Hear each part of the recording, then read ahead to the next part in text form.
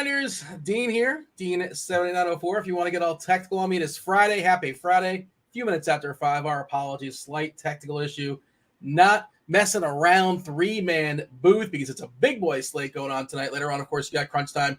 Chief meteorologist Kevin Roth will be holding it down. We're going to need him to tell us what's going on in Boston. Currently orange. We'll see what the boots on the ground Kirkwood has to say about it as well. You got TJ Zwarych and Derek Carty of the Bat, CEO of the Bat, jumping in about an hour and 10 minutes. You're ours. So the next hour and 10 minutes, myself and Head Chopper, as well as, the Head Chopper is going to bring his Triple G plays, is going to bring his BBP plays of the day. And, of course, Kirkwood. Kirkwood's going to be here with Kid Yahoo, maybe his Yahoo specials, and the Juggalo Bombs. The Juggalo Bombs are a thing as well. Kirkwood, you're Boston-based. Have you been outside? Have you touched grass? Roth says it's orange out there. How concerned we should be according to your and you of course have a dew-point model as well. If you want to combine those two thoughts and put it into an answer, but how do you not understand this at this point? I don't predict weather on whether like it's the forecast. It just takes the settings of the area and it shows the dew point and whether the hitting conditions. It has nothing to do with whether the game's going to play, not going to play. That's Roth. I have a competing model, but this is strictly based for DFS and weather. My apologies. Batting information. Okay. Yeah, I know it's in beta. That's why I didn't want to make any assumptions. I didn't know. It's been in beta for 6-7 years, give or take.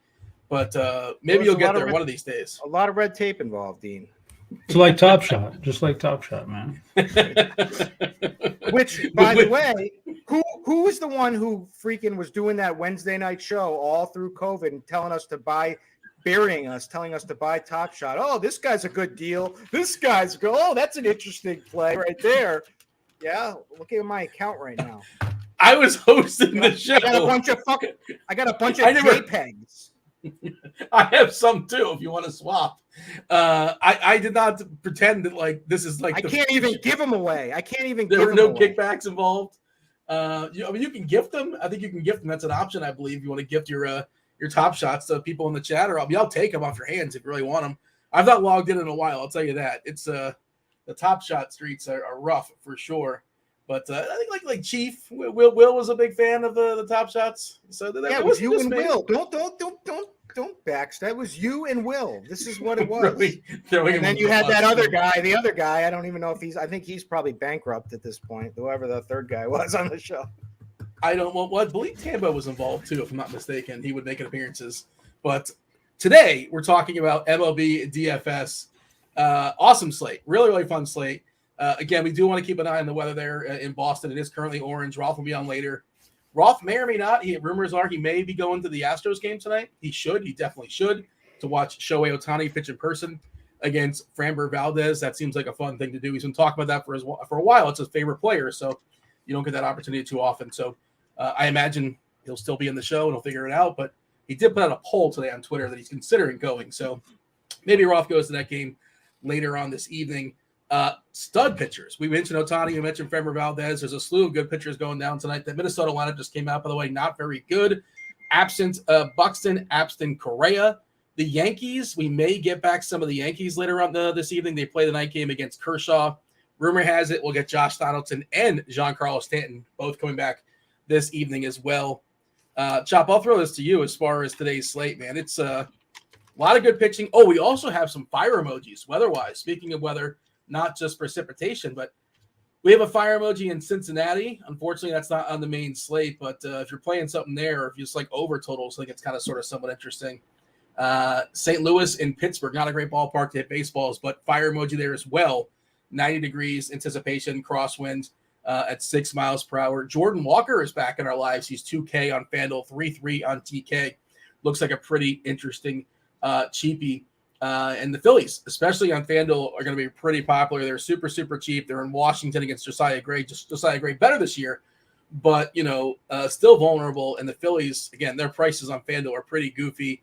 And you get the fire emoji, and it's a good ballpark to hit baseballs. 88 miles per hour. Nope, 88 degrees is the wind. Nope, the temperature.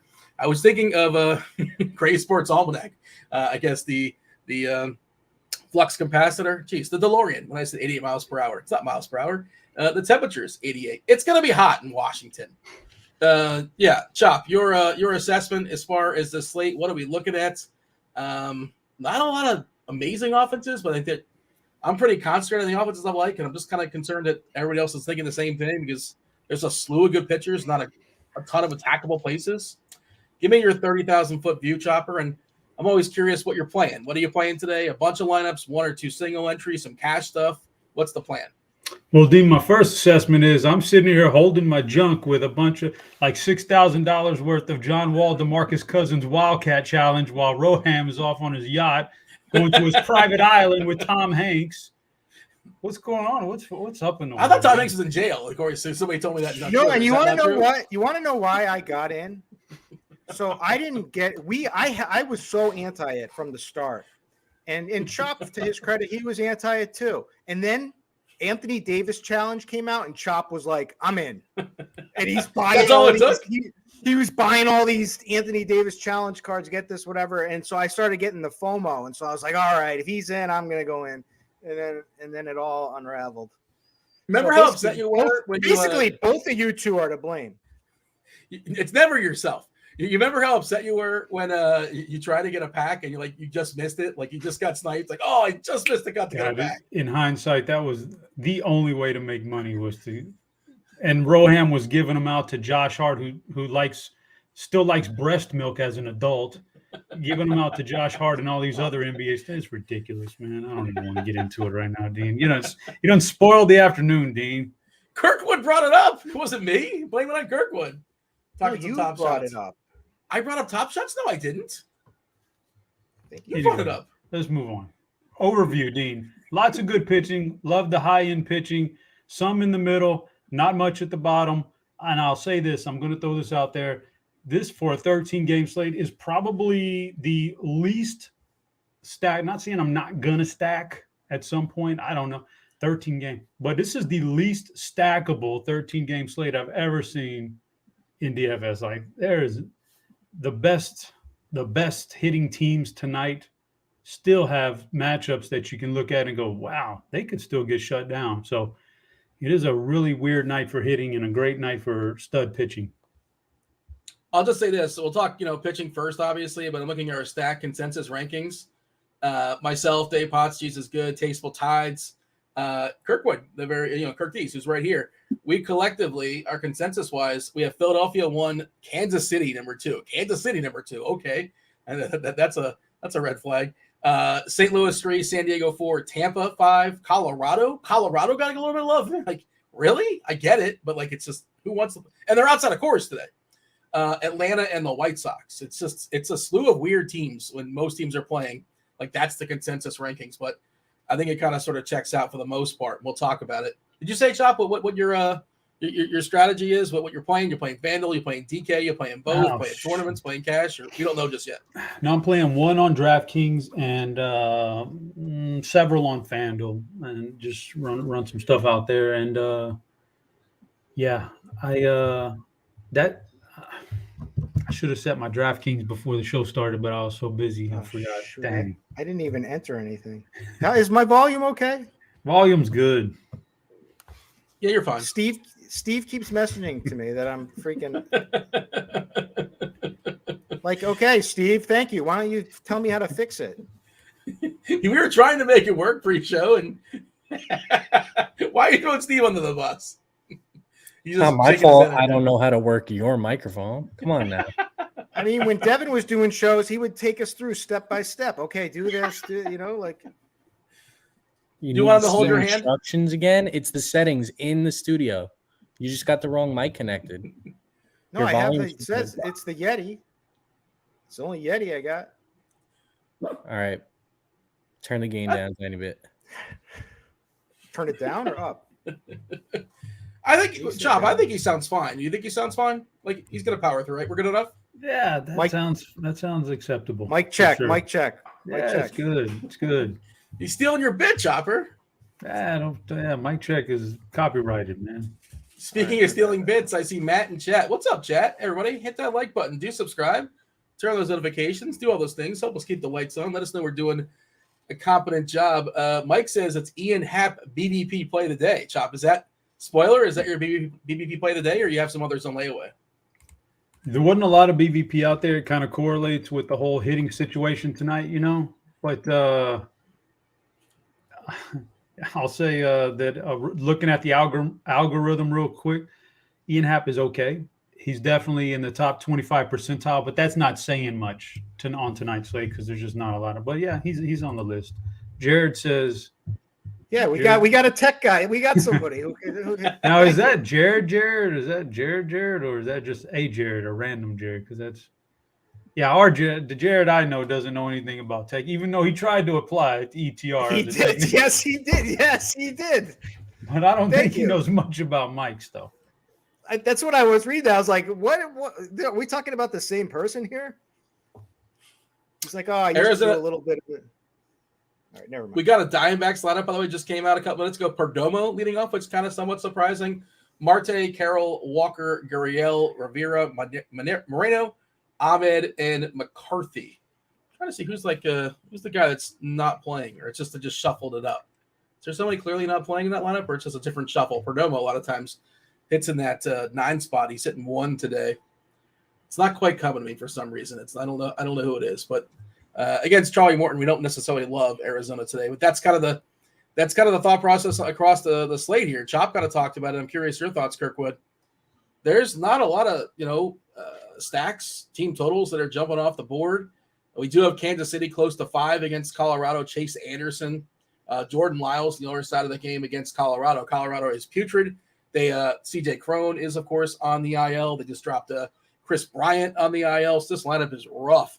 But Jordan Lyles, one of the weaker arms, certainly to take the bump tonight. A matchup of studs there in Houston tonight as far as Ohtani and Valdez, good hitters, of course, in that game. But, only for your deep, GPP tournaments, things like that. What do you like as far as the slate in general? 5 total for Tampa against Garrett Whitlock, which is kind of sort of somewhat interesting if that game goes. Nice ballpark jump for them, locked in for 9 innings. And also just kind of worth noting this game, and it's a 4-game series in the next 3 days, and some potential weather issues. And that Boston bullpen is really heavily worked. So this is kind of a deep thought on it, but if this game kind of gets to like that 9-2 zone, if it's playing, we could see, they're going to save some arms for tomorrow. They have a scheduled doubleheader tomorrow, so maybe we see somebody goofy throwing in the 9th inning if the game is completely out of hand. Just kind of a thought for the people. But Phillies. The Phillies have a 5 total, Kirkwood, and the Cardinals have a 5 total in Pittsburgh. Bad ballpark, but good environment when it comes to weather. And Contreras is not necessarily somebody we're afraid of either.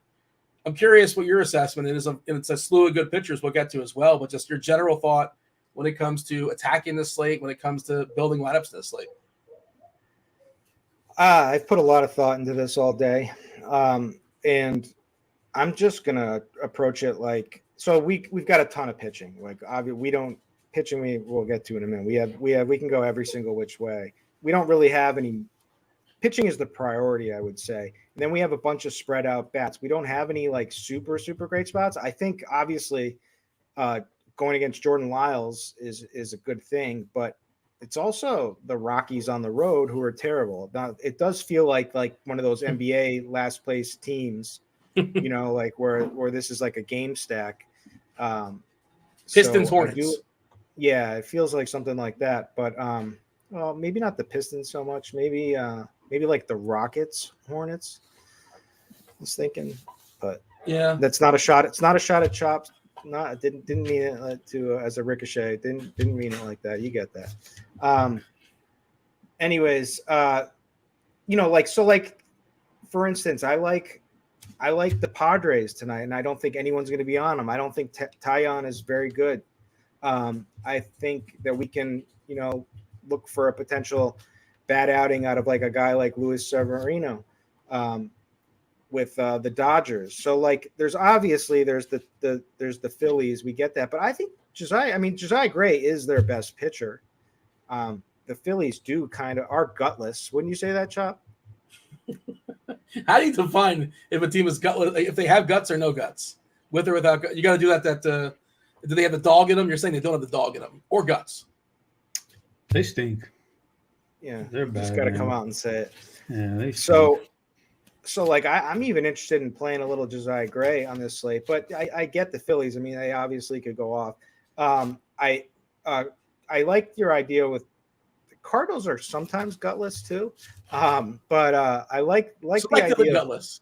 Yeah, I like them going against Contreras. He was a starter who was then demoted to the bullpen, who's now back starting because Vasquez went down. So, yeah, I like that. Vincent Velasquez? Yeah, I believe so. Yeah. Because he got injured for a little bit. So I like that spot. I think the Rays are a great spot if that game plays. Now the problem is there's wind blowing in tonight at Fenway. Boots on the ground. I do pick up wind conditions, dew point conditions. My model says is a decrease. You just said your model didn't account for that. It accounts for that now?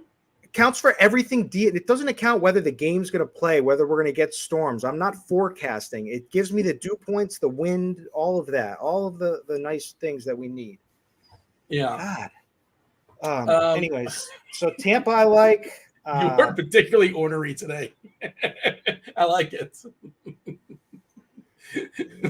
This is the first show since the Celtics lost, I think. You're deflecting. I think you're mad at me. I didn't do anything, man. I didn't miss any shots. I just lost so much money on them that it's just been straight depression, like walking around like with my shoulders slumped, like. Can you even watch the finals, or you refuse? You're too. I bet on the Red Sox and I bet on Minnesota. And I played DFS, so I was watching baseball last night. I didn't even care. I had it in the background, but I didn't care about it whatsoever. Yeah, fair. The only thing I'm rooting for you because I don't want to see Big T and freaking all these all these people who've now claimed that their team is Denver, even though you know what I mean. There's guys like, oh, they're my second team. I'm a Joker, and so everyone's just Joker. And then Dink, who's been planting the Joker flag for years. It's just a big circle, He's been there. Dink's been there for like 5 years though, and I get it, but I don't want to. It doesn't mean I want to hear it. I think Joker deserves it though. Like he deserves a. Of course, it's fully justified. We've always known that. Yeah, but the public doesn't. The public was not. They're just coming around. Like my friends. It's like you. It's like you. You're like Celtics fans think blaming the refs because you found like one guy who complained on Twitter, and nothing drives me more nuts. It doesn't drive me nuts, and the fans just think the refs it's a 20-point game lead, and it's the refs' fault. And by the way, the NBA, if they could push a button, they would have pushed Boston if they could have pushed the button and had. So Boston one guy, Sully from the South End, said that, and you found his tweet because you searched it, and you're gonna label a whole fan base. Yes. Never forget when Dean wanted the Heat to tank that last couple of weeks just to get a 2.1% shot at the number 1 pick. Yeah, and if they got Wembanyama, it would have been worth it for sure. Here we go. The man would bypass a chance at the finals right now to go back in time and have that 0.7% shot at the number 1 pick. Sickening, Dean. You're not a fan. It's people like you Kirk is talking about. It's the long game, man. They're going to lose to Denver. It's midnight, man. It's midnight. The fat lady singing all the whatever man, sort of we can't get into this discussion on a 13 game slate. But this is why you play for the experience of that year. You have the memories as a fan from it, Dean. Yeah, it's fun. It's fun. It's been fun for sure. And they super overachieved. The people don't want to hear this, but they barely won the playing game. They should have lost to Atlanta, not even in the playoffs. But go ahead, Kirkwood. I got to get some now, and then we're gonna give straight DFS because we gotta get moving. We got plenty of time. I'm gonna jump the gun on Chop here because he said he was gonna bring it up during the show. So earlier on in my chat, right, so they announced that Padma from Top Chef is no longer going to be. She's stepping away, and Chop writes, "Man, loved looking at her knockers while watching the fine cuisine." And then I wrote, "Grow up," and he wrote, "Kirk's not a fan of breasts." Okay, we're going to talk about it on the show. Am I out of line here? You're not even quoting it the right way, sir. You're taking it out of context. So fill me in. Okay, I wrote I'm trying to pull. Oh yeah, I said she's leaving the show. Sickening. Loved looking at her knockers while watching the Fine Cuisine. Did you not know she collects door knockers? She collects those door knockers. I like to look, and then, you know, of course, the dirty mind's got to take it to a different place right there, man. Well, there's a certain you say things in those chats. It's understood. Like, you know, Chop, you can handpick. You can go through and like call some things out that I'm sure Kirkwood said over the years that maybe he wouldn't want you to just throw out into the ether.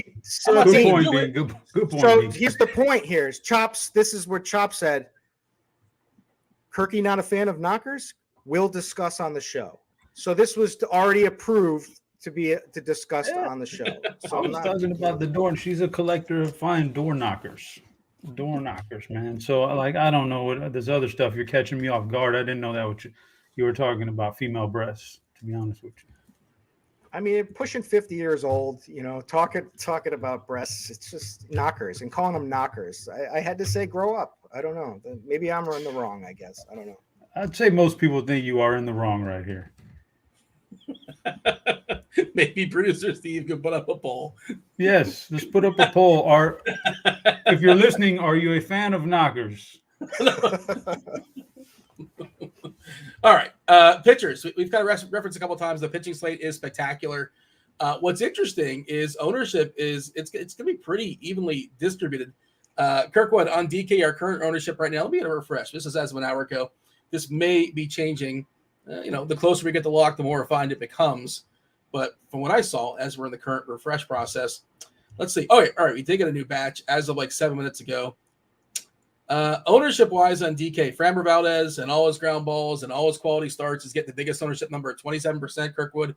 Then Kershaw, 24 against the Yankees. Yankees lineup should be different tonight. We should be getting Giancarlo Stanton tonight. We should be getting Josh Donaldson. The master, Harrison Bader, went on the IL, so he's not going to be in that lineup. Luis Castillo at 21%, Wheeler at 21%, Waka at 15%, kind of a cheapie. Probably your best salary saver. Logan Webb, another great ground ball pitcher against Baltimore without Mullins in a great ballpark at 15% glass now if that game goes. He's got a pretty good price at 7.9. Kirkwood, there's a lot of places to shop here as far as pitchers, and what's really interesting is that, at least according to our projections, nobody's getting more than 27%, and there's like 7 or 8 guys or 9 guys that are getting at least 14 or 11. Ohtani, by the way, 11%. I am happy to play that. Yeah, so where do you want to start? Because does anybody stand out amongst this group as like, this is the guy, and that's that? Do you have a clear and obvious number one, or it's just kind of tiers? I think Shohei is the clear number one. Personally, it's a little pricey, but as I wrote him up in chat's making me laugh a little bit. But basically, if you're looking for upside, he's the guy. 35% K percentage, so he's like in his own tier when it comes to that. The rest are like pushing around 30. You know, decent Sierra, 3.3 Sierra, 2.91 ERA, a pitch count that went up to 109 pitches in his last start. His matchup sounds scary against the Astros, but they've been striking out more this season to where they're like 17th, just a tad better than league average in Ks, and they only ranked 19th in WRC plus. Maybe it's Abreu pulling that down. I don't know, but he's certainly contributing his best. But anyways, if you look at the numbers on Plate IQ, you'll see that 7 of the 9 batters in that lineup have been striking out at least at 21.4%, and that's Alvarez, and the rest are a good bit higher. So they're all sporting red. So this is a better strikeout match than you would think when we're all always just, you know, assuming that Houston, we stay away. So the only knock on him is his walk rate. He's walking way too many batters. His walk rate is maddening. When you watch him, it's kind of frustrating. He doesn't need to do this. You know, has such an advantage over these hitters, but a good little bonus is he gets a nice pitcher's ump tonight too. So he's my number one. I think from number 2, Framber is the guy there. If you could afford him, you know, it's kind of like pick Ohtani or Valdez and then, you know, get your SP2. And I went with Ohtani. I've got nothing bad to say about Framber. He's been ridiculous. He's even has big K games in him. And the Angels are pretty tough against lefty. I mean, Trout, Ohtani. Ward is starting to hit. He's been dreadful. Starting, I haven't checked the lineup yet, so is he in there? Yeah, what's annoying is I've been clamoring this one all season long. Like, finally, the Angels said, "Hey, you know what? Let's look at analytics. Let's look at analytics. What do you think? We've heard a lot about this analytics stuff. Ohtani's sitting up. Yeah. There's no Moniak or and Ward. Drury's been mashing, especially against righties. Against lefties, and then Ward and Renfroe. So that top five, that's good. I mean, that's a nice stack tonight. Framber could get blown up. I mean, it's certainly, there's a lot of leverage there. But it makes me easily side with Shohei for the first slot. Now, SB2 is where it gets interesting, and then we have a whole plethora of other plays. I mean, we obviously I could talk. Clarify, not to cut you off, but you were talking about Ohtani. You said the knock on Ohtani was his K rate, right? You're not a fan, or you are? No, you're just pointing out the walk rate. His walk rate. Yeah, you don't like the walk rate. I don't like the knockers.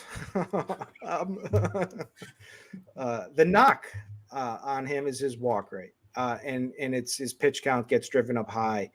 But you got to think he's going to continue to improve in that department, and he's got a pitcher's ump, like I said. So I like that. The rest, in that same range, Castillo, you could easily make an argument for. Just about a 30% K rate, lower walks. Hasn't been quite as consistent. Texas is below. I mean, it's a tougher matchup than Carty will tell you it is. 16th in K percentage, 4th in WRC plus. So that's kind of boom or bust. Kershaw is in the conversation. Pitch count would be the concern there with him, but he looks good. The Yankees also, their lineup should be looking a lot better tonight. And then Logan Webb is right up there too. Now the SB2 is where you can afford Wheeler, and I love Wheeler, and against Washington is a good safe spot, you would think, but they're pesky. They're dead last. They're dead last in K percentage, 30th in K percentage. They're also 25th in WRC plus. So there's not a lot of danger there, but they did crush a slate the other night against the Dodgers. But Wheeler should certainly be gutless fine. or not gutless. Is Washington gutless or no? No, they got some heart. They're talentless. Talentless. Yeah. I'd rather be gutless than talentless. Everyone's going to play Michael Wacha on DraftKings, or at least it looks like that he's going to get a lot. But the Cubs are no joke either. And I would much rather just play Tyler Glasnow. If you're playing GPPs, that's the upside right there. Is Glasnow and Shohei. Glasnow is, north of if you go back to 2020, because he's been dealing with injuries for the last couple of years, but if we go back and count all his starts, he's a 30% K percent pitcher. In his first start back, tough matchup with the Dodgers, 42% K percentage, 18.1% swinging strikes, a 41%. Did give up 3 runs on 5 hits. His velocity was good, 96.4. Breaking stuff looked nasty. Red Sox, again, this is like the Houston, they're like known as a non-strikeout team. They rank they rank 26th in K percentage, but their bottom 5 hitters strike out a ton. So Glasnow is my SP2. And then I'm interested. And then we can get into some plays like Merrill Kelly, who's been phenomenal. Like no one's going to play. You could possibly take a shot on John Gray. There's a bunch of and then I know nothing about this young kid except really to be he's cheap. Reese. His nickname's the Beast. That's all I know about him. Reese the Beast Olsen. I don't think that's true. I think you're making that up. Is it young? Yeah, Reese Olsen. His nickname is what again? The Beast. Yeah, I don't think so. What's his favorite beer? Isn't Beast like a terrible beer? I was just going with the theme. You think I'm a beer guy? I'm not. I don't drink the Beast. Is there something called the Beast that's like in the Midwest or something like that? Milwaukee's I'm an best. edible. I'm an Milwaukee's best. I'm an edibles guy. Best, but there's also something called like the Beast, isn't there? It's the nickname for Milwaukee's best. Oh, they call Milwaukee's best the Beast? I didn't realize it was called both of those things. By the way, weather, we got an update. No thanks to Kirkwood. Chief Meteorologist Kevin Roth. We're going to go ahead and drop shot at Kirkwood there. No thanks to Kirkwood. Well, what happened? I caught it. Not many I wasn't listening. I was just saying we got a weather update. That's all. You're on the air. I don't forecast. I'm sorry. I don't forecast. You know who said you could ask? TJ said he's going to be asking Roth a bunch of questions about weather going forward on Crunch Time. He wants to really learn and dive into it. So he's his understudy, is what you're saying? For forecasting, yeah. We did get it's staying the same in Boston. You can read this at your own leisure. I dropped it in chat. Boston is still orange. As of this, there's no immediate threat to the ballpark, but a fairly ominous line of storms building upstream. Sure looks like it could bring a delay. That also places us in the let's see if they can plan on playing before the storm arrives position. And again, I think it's just worth noting they already have a planned doubleheader tomorrow. So ideally, they want to get this game in. I would just say that. Obviously, his teams will meet again. Tampa and Boston play 20 times a year, whatever it is. But now in Kansas City is being downgraded to orange-yellow. Not straight orange, but orange-yellow. So we're going to keep an eye on that one as well. When Roth jumps on in 40 minutes or so, he'll give us some clarity. He'll take you guys all at the lock and get the best he can do, and then he'll give us updates on the Twitter. But, Tampa, Boston, Colorado, Kansas City, games that actually matter.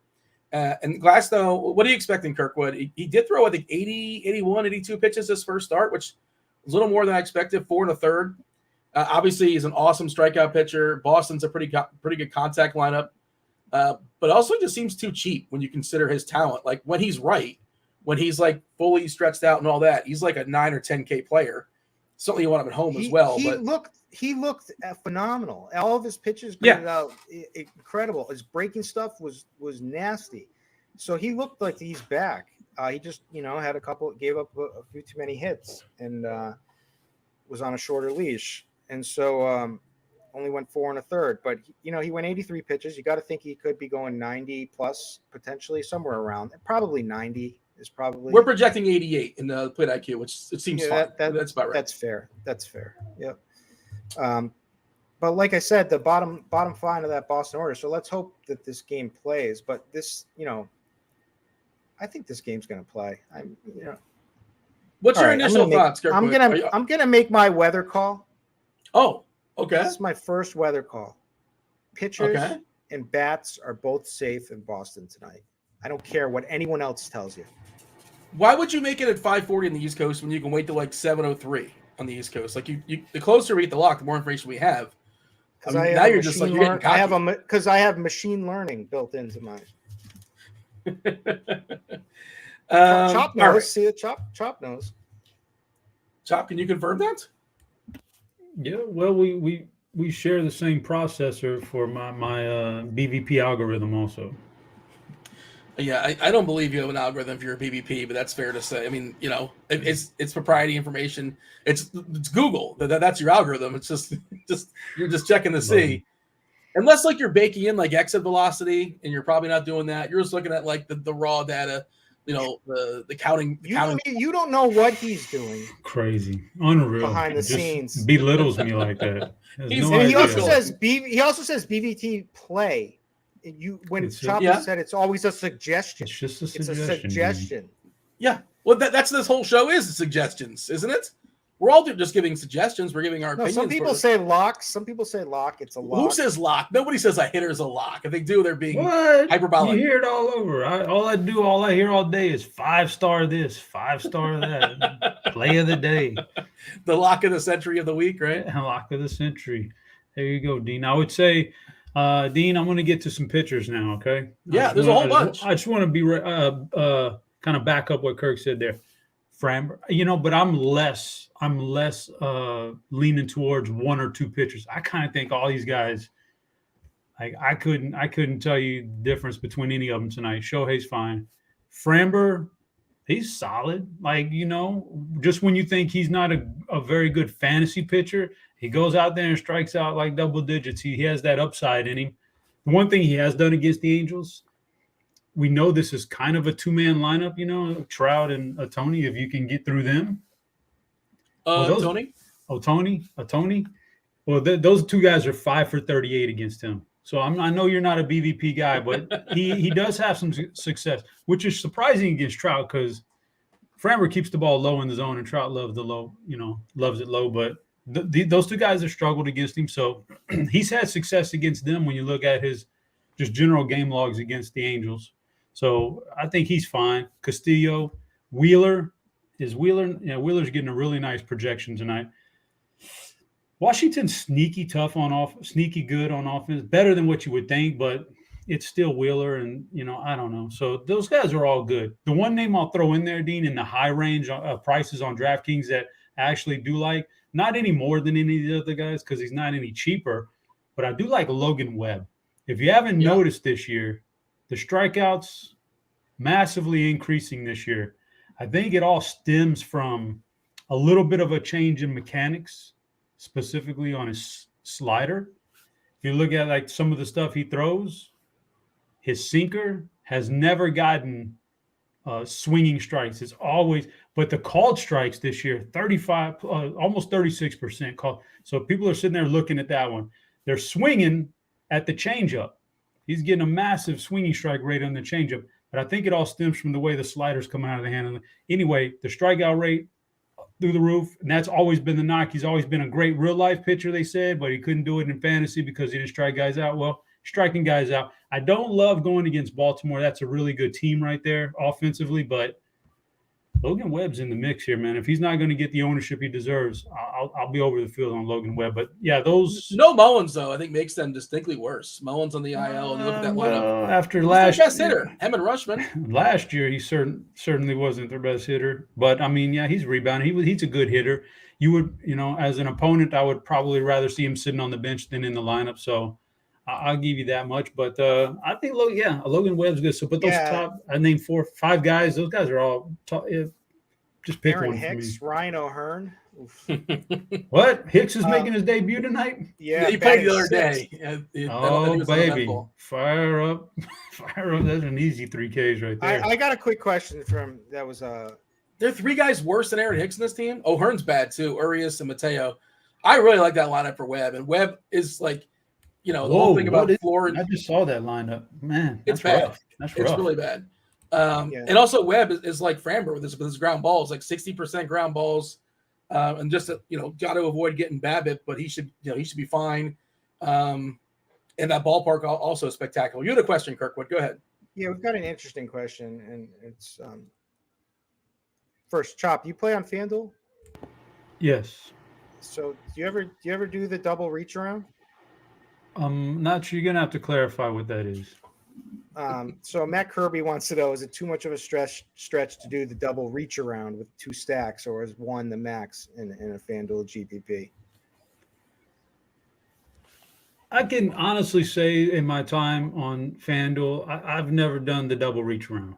Right now, if Matt is a double reach around guy, so be it. But I think that's how you get in a fraternity initiation back in the day. But I heard stories at least. But he's talking about Chop. I'm sure you know this. 9. Go like 9, 1, 2, 3. Like go 9, 1, 2, 3 on 2 separate teams. I imagine. We probably have to ask Jared Barton. I'm pretty sure he likes the double reach around. I thought he was a tech savvy, or at least Andy. At least Andy sure does. Are you just naming people that are in your secret chat? Yeah. And yes, Hicks is on the Orioles. They're asking in chat. I mean, you can do that. I don't know that's not something I would force. Chop if you're making 1 or 2 lineups. Matt says Big T made the double reach around famous. This is new information. Is this why Hoop left? Was there a harassment lawsuit somewhere in here? We shall seamlessly segue and move forward. Let's knock out the pitchers, right? Because I saw several people in chat. Several people in chat are asking about John Gray. I'd love to get somebody's John Gray's take. Pretty good price on DK at 7.6K as an SP2. Maybe a little pivot away from Waka. Is Waka going to be more popular or pretty much similar? The thing for me is mostly Kirkwood. I'm going to try to get 2 of like the top 5 or 6 pitchers. Just find a way to make it work. That's sort of my general strategy here tonight. Double barrel, if you will. Is that something you're going to try to do, or you're okay stepping down as an SB2 for Waka or Gray? And if you had to pick between Waka and Gray 7-6, Waka 7-4, who do you prefer? I think John Gray is definitely in play. The strikeouts are concerning; they've been limited, but he does have some games in him where it's going. It's a good strikeout matchup. Seattle's 4th in K percentage versus righties. It's and they've they're and everybody overvalues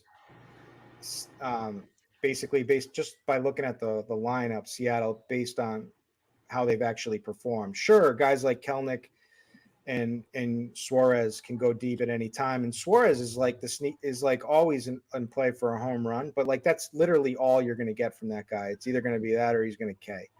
I mean, and there are a bunch of strikeouts in this lineup. J-Rod has been underperforming this season. JP Crawford doesn't scare me. Ty France is a pretty good hitter overall. I mean, Cal Rowley's pretty good, but there's strikeouts here, and these guys are there's a lot of variance involved. So I do like that play, and I would play him over Waka, especially in GPPs today. Who did you say was the other guy? Yeah, like Waka and Gray are like the kind of the 7K pitchers you can consider playing if you're going to step down. And I was just kind of asking which one you prefer over the other one. If there's one clear, or just they're both sort of fine. And yeah, I think they're both sort of fine as well. GPPs, I'm totally on board with John Gray over Waka. Got a couple more lineups. The Giants lineup just dropped. Wade leading off, Davis batting second, Yastrzemski third, Haniger, Sable, the rookie Sable, Schmidt, another rookie, Bailey, another rookie, Crawford, and Wisely, another rookie. That's four. They're all rookies, right? Sable, Schmidt, Bailey, then Crawford, veteran, and Wisely. Braves lineup just dropped as well. That's Acuna, Olsen, Riley, Murphy, Darno, Rosario, Albies, Arcia, and Harris. That's a pretty standard lineup as well. Is there somebody we've missed? Feel free to let us know in chat. This show is yours. As you can see, if you ask a question, if it's the right question and it catches Kirkwood's eyes or one of our eyes, you can derail the show for 2 minutes. Derek wants to know about Flaherty. He's been better. I'll give him that. He's been better of late. Obviously, he started the season like just walking the world. It just, the ballpark is a good ballpark, but the environment as far as weather is good hitting weather. And he's not like super cheap, 8.2. He's not expensive. That's 8.2. I should say 8.2 on Fanduel. His DK price is, he is 6.8 on DK. I thought it was a little more expensive than that. I have not considered Flaherty. I just think there's a big opportunity cost as far as pitcher today. Kirkwood, I think you're playing more so on DK. Is he somebody like you're talking about? Gray, you're talking about Waka. Amongst those three. I got to register before everything fills. I mean, register. I looked into Flaherty. I wanted to get behind Flaherty today, and I can't do it. The matchup is great with Pitt, the Pirates. He looked like he had a good start against Cleveland, where he went 101 pitches, but his velocity is still way down to 92 miles per hour, 92.3. He's getting no swings and misses on his breaking stuff. So I think this is a better stack against Flaherty's personally. Couple more questions being fired off in chat. Chop Herbert wants to know QQ Kershaw. I just feel like it's kind of the slate thing. Sure, you can work some Kershaw if you want to. He's actually getting 23% ownership. We are expecting Donaldson and Stanton back tonight, which is like a good thing, bad thing, right? Because theoretically, those are still power bats, but they also strike out a fair bit too. So maybe the upsides gets the boost, but the downside for potential homers gets downgraded a little bit. Where do you have Kershaw, Chop? Because we actually have him to be expecting him to be pretty heavily owned, considering. Oh, interesting. Yeah, I'm not. Yeah, I like him. I think considering the price range that he falls in, I'd rather have Flaherty. To be, or those guys that he doesn't interest me just because of the price tag and the recent struggles, and he hasn't been good since for a few starts, and there was something correlates with something that happened off the field for him. So I don't know if he's going to be right or not tonight. I'd rather take a GPP shot on Flaherty. With that being said, on DraftKings, where there's one lineup I'm playing, Flaherty won't make it. Kershaw won't make it. One of those top 5 guys I talked about in the open would. The only guy outside of that I'm considering, and I won't make it. I probably won't make it, but it is Waka, because if he can control the strike zone a little bit, he can be really good. And the Cubs, I don't think I've seen a Cubs lineup, but depending on what it is, they do have some free swingers in there that could help him out tonight. So, he's the only one in that lower range, other than what we've talked about. So, but Kershaw is too close to Wheeler and too close to Castillo and Webb. I don't want to go that route, man. That's kind of where I'm at as well. Looks like you answered this question here, Kirkwood. Antonio was asking you specifically, Castillo or Rangers bats. I don't know why you have to do one or the other, but you pick Castillo, and yeah. I mean, it could also be a stay away, but you're okay. I just gotta ask, on a 13-game slate, even though there's not many good offense, why would you consider an offense against a guy like Castillo? I don't think that's going to win you tournaments or anything. It's certainly not a cash game move. I don't like that at all. But that's just me. I don't know. I got another good lineup change. I mean, look at this Padres lineup. Just came out. Yeah, Bogart's leading off. Tatis, Soto, Manny's back. Machado, and then Cronenworth and Gary Sanchez is actually hitting hot. home. He's hot. I mean, if there's ever a double reach around spot, Gary Sanchez. Well, no, that means that you're saying you're playing Grisham or Odor if you're starting with 8-9-1-2 and you're not playing Soto and Machado. So Carpenter's got some good BVP working too. This lineup would look awesome if it was 2019. Odor has actually been hitting all of a sudden. I don't know what. But Carpenter. Bogarts, yeah. I mean, Gary Sanchez back. He's playing baseball. He's hit a couple homers versus the Marlins. Good for him. He's hitting dinglings. I mean, he's done it. Sure. Speaking of that, hit that like button. Do subscribe. Do turn on those notifications. We're gonna get those juggalo bombs out to the people. Chop's got his triple G homers. Dean's Dongs will be making an appearance at some point, I imagine, if we get enough likes as well. So yeah, we're taking y'all up to 6:15 when Roth comes in. TJ's coming in too, so TJ's gonna have those Spidey bums. Let's have him ready to go when he jumps on. So hit that like button. I'll just fire him off once he joins the show. And I believe it's Derek Carty, CEO of the Bat, will also be joining you guys, taking you straight up to lock. I see some more questions dropping in chat as well. Alan says Pirates mini stack for tournaments. It wouldn't be the first place I would go, but I would probably play a little mini stack of the Pirates before playing Flaherty, just because the way the slate is. Play I like Reynolds, I like Sawinski, some power, some speed. I'm okay with McCutchen, but yeah, that's weird, dude. But well, I mean, look, there's only. It's weird that you would say Pirates stack against Flaherty when I mentioned the Pirates against a much worse pitcher on Tuesday's show, and you absolutely berated me. I just said scoreboard when I was talking about Flaherty that I prefer a stack against Flaherty. This is for starters. He's ignored. No. We said there's not three. I said there's not 3 good Pirates, and there's not. There's 2, 2.5. And this person specifically said mini stack. And if you say mini stack, I'm in. If you say full stack, I'm out. There you go. Mini stack. That's what made me interested. Don Easy says Philadelphia. Yeah, Philadelphia is probably going to be the most popular stack, certainly on FanDuel. Schwarber, by the way, leading off today. They have a 5 total against Josiah Gray. Josiah Gray's done a good job of subduing his homer. His homer issues coming into the season were outrageous, but it doesn't mean he can't yield them. Ballpark's still pretty good. The weather's good in Washington, and Schwarber's crazy cheap on FanDuel at $3K. Trey Turner down to the 5-hole, diminished down to the 5-hole. A little bit of a shuffle up there in Philadelphia. Schwarber, Stott, Harper, Castellanos, Turner, Real Muto, Marsh, Clemens, and Drew Ellis. They should be getting back. Not Hoskins, but the other guy soon. The other first baseman, the 30-year-old Derek Hall, in a few games. Just keep an eye out on that. And yes, it is a Schwarber revenge game. Before we do stacks, and feel free to load up the stacks. Whatever questions you guys have for us hitters, happy to answer those as well. The show is yours. We want it to be as interactive as possible. By all means, chime in the chat. We want to let you know about the sponsor of this portion of Crunch Time. It's Stat Hero. Stat Hero is a unique fantasy sports platform you guys already know you love, and allows users to compete against the house instead of against other players in a particular contest. The Searing 12 contest may be over, but the Searing 15 contest for NBA playoffs in the Searing 20 contest for MLB Pick'em. Just getting started. Join the free-to-play contest and win.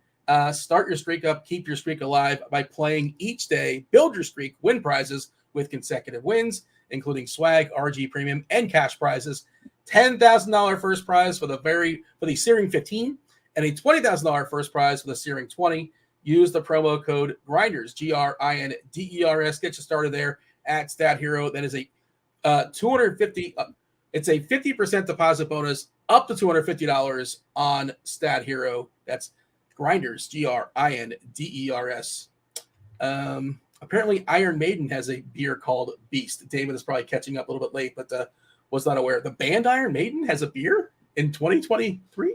All right, cool. Do we have any your favorite stacks, Chop? You actually said you don't like stacking today. It's not really your thing. But, if you were to be, your arm was twisted and, you had to say, I love Crips, and I also want to tell you my favorite stacks today, who would they be? So, at the top is going to be, pretty chalky with Philadelphia just because even though it's not, I'm looking at Josiah Gray's numbers and he stacked against him every single game this year. Outside of that very first game where he wasn't particularly good, he limited everything else the entire season. So that's not great, but you're just hoping for some kind of regression with the home runs here. So Phillies I like the White Sox tonight. I don't mind. I keep going White Sox, but I think they got talent in the lineup. I don't mind that. There's an unknown there. Kansas City to reverse the Chase Anderson. He's been pretty good this year. Let's that's not who he is. So let's get out there. Jordan Lyles is just a really bad pitcher right now. So even though I hate the Colorado lineup and I haven't really seen what they put out there tonight, but can't be that good. I'll still, they're in the mix. The sleeper for me, team I don't think anybody's on that I can get behind here tonight is Minnesota. Just taking a shot in the dark there on Minnesota. And have you seen the lineup today? What's that? Yeah, I saw it. Well, it could be better. I get it, but yeah, that's why they'll be on their own. But also, the lineup features one of my favorite players tonight. So I'm gonna give that one as my Triple G play of the day, coming from the Minnesota lineup, Dean. Triple G play of the day is fired up. We're going with Royce Lewis can't lose. Royce Lewis can't lose. Got to get some Royce Lewis in there. I think he's a good phenomenal. Is that a Parker Lewis can't lose reference, Job? Maybe his official nickname. Yep. Parker Lewis can't lose was canceled by Fox in 1995. now the reboot, Royce Lewis. It had maybe 2 seasons or so. There's no BVP here, right? I can't imagine Lewis has faced Savali. Okay, it's not a BVP play. He hit a monster shot. I bet on the Twins yesterday. He hit a monster shot to center field. Yeah, he hit that was against Houston when he jumped the homer. He hit that was against Houston. Is that 2 homers since he's come back or just 1? I think he hit one yesterday, if I can remember it correctly. Maybe it was yesterday. All the days kind of sort of. I might be. He's hit 3 homers in the last 5 games. Oh, okay. I didn't realize he was at the 3 already. But he was a great prospect, right? Yeah. So let's get he's more than a great prospect. He's the prospect. So let's get him. He tore his ACL twice though, so that's kind of somewhat troublesome. It's tough. Tough break, man. Yeah. But yeah, it's good to see he's back and he's been hitting well so far in a small sample. But like you said, he was, I want to say, a top 5 prospect in baseball 4 or 5 years ago. Minnesota's had some hiccups when it comes to those kind of guys and injuries. Buxton, not in that lineup today. No Correa as well. We are getting most of the lineups. We got San Diego. What do we got here, Kirkwood? It's just confirming a stack I like. Just seeing extreme hitters ump for Pitt against Flaherty or vice versa. I like that whole game. That game could go off. That game could be a wild one. It's 90 degrees. It's got the fire emoji. Let me give a refresh according to extreme hitters ump, a pitcher that was demoted to the bullpen, and another guy who's down velocity, who's been a shell of himself ever coming back. This is, and it's all going to be pretty low owned.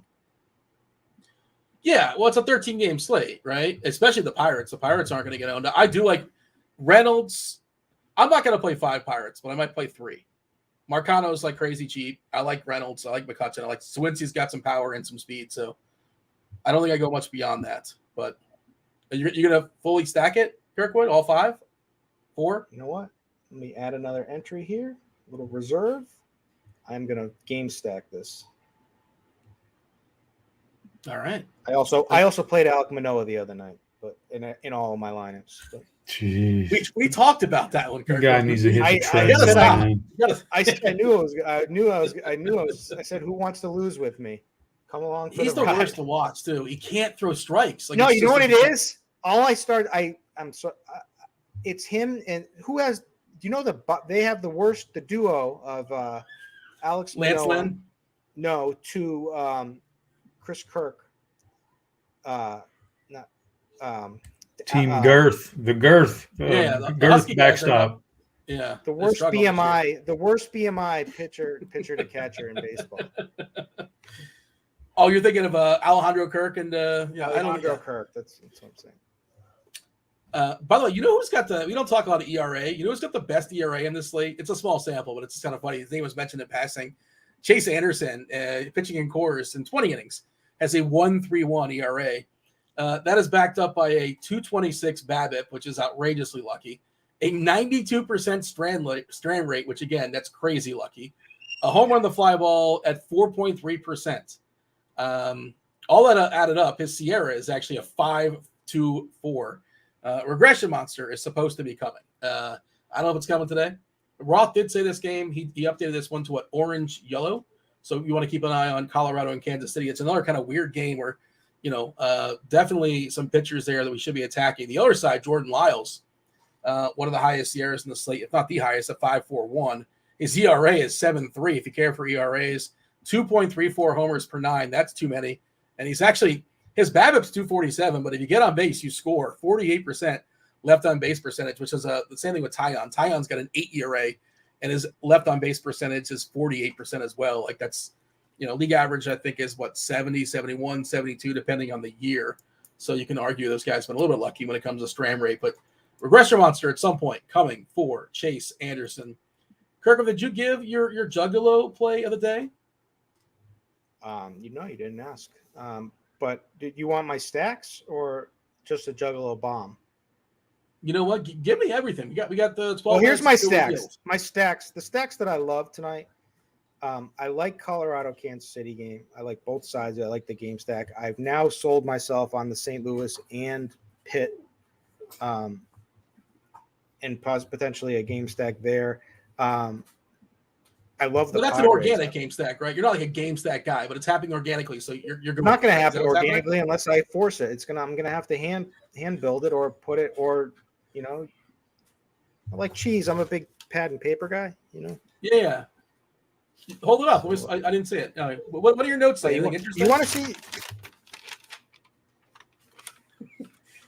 We can't. Oh, the green screen. We can't tell what it is.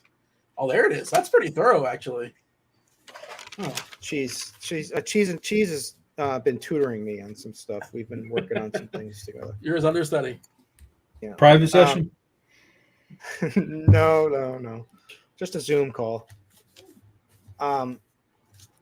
But anyways, I love the Padres after seeing that lineup. I wanted to go after Tyon anyway.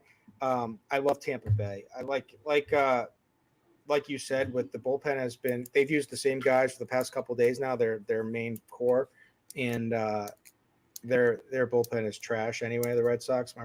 So if Tampa Bay gets to Whitlock, and Whitlock is actually pretty good. I think he's going to get there. I don't think he's there. So Tampa is certainly a stack I like. And I've already said that the weather will permit. So that's a stack. And then if you want to look at Carty, you want to go in and look at the bat, who the bat has a higher team total than Vegas in, then that would be, you would want to play, that's one way to get kind of like a little bit lower owned and stuff. So the bat likes the Dodgers significantly against Severino and the gutless Yankees. And then it also likes Colorado a lot.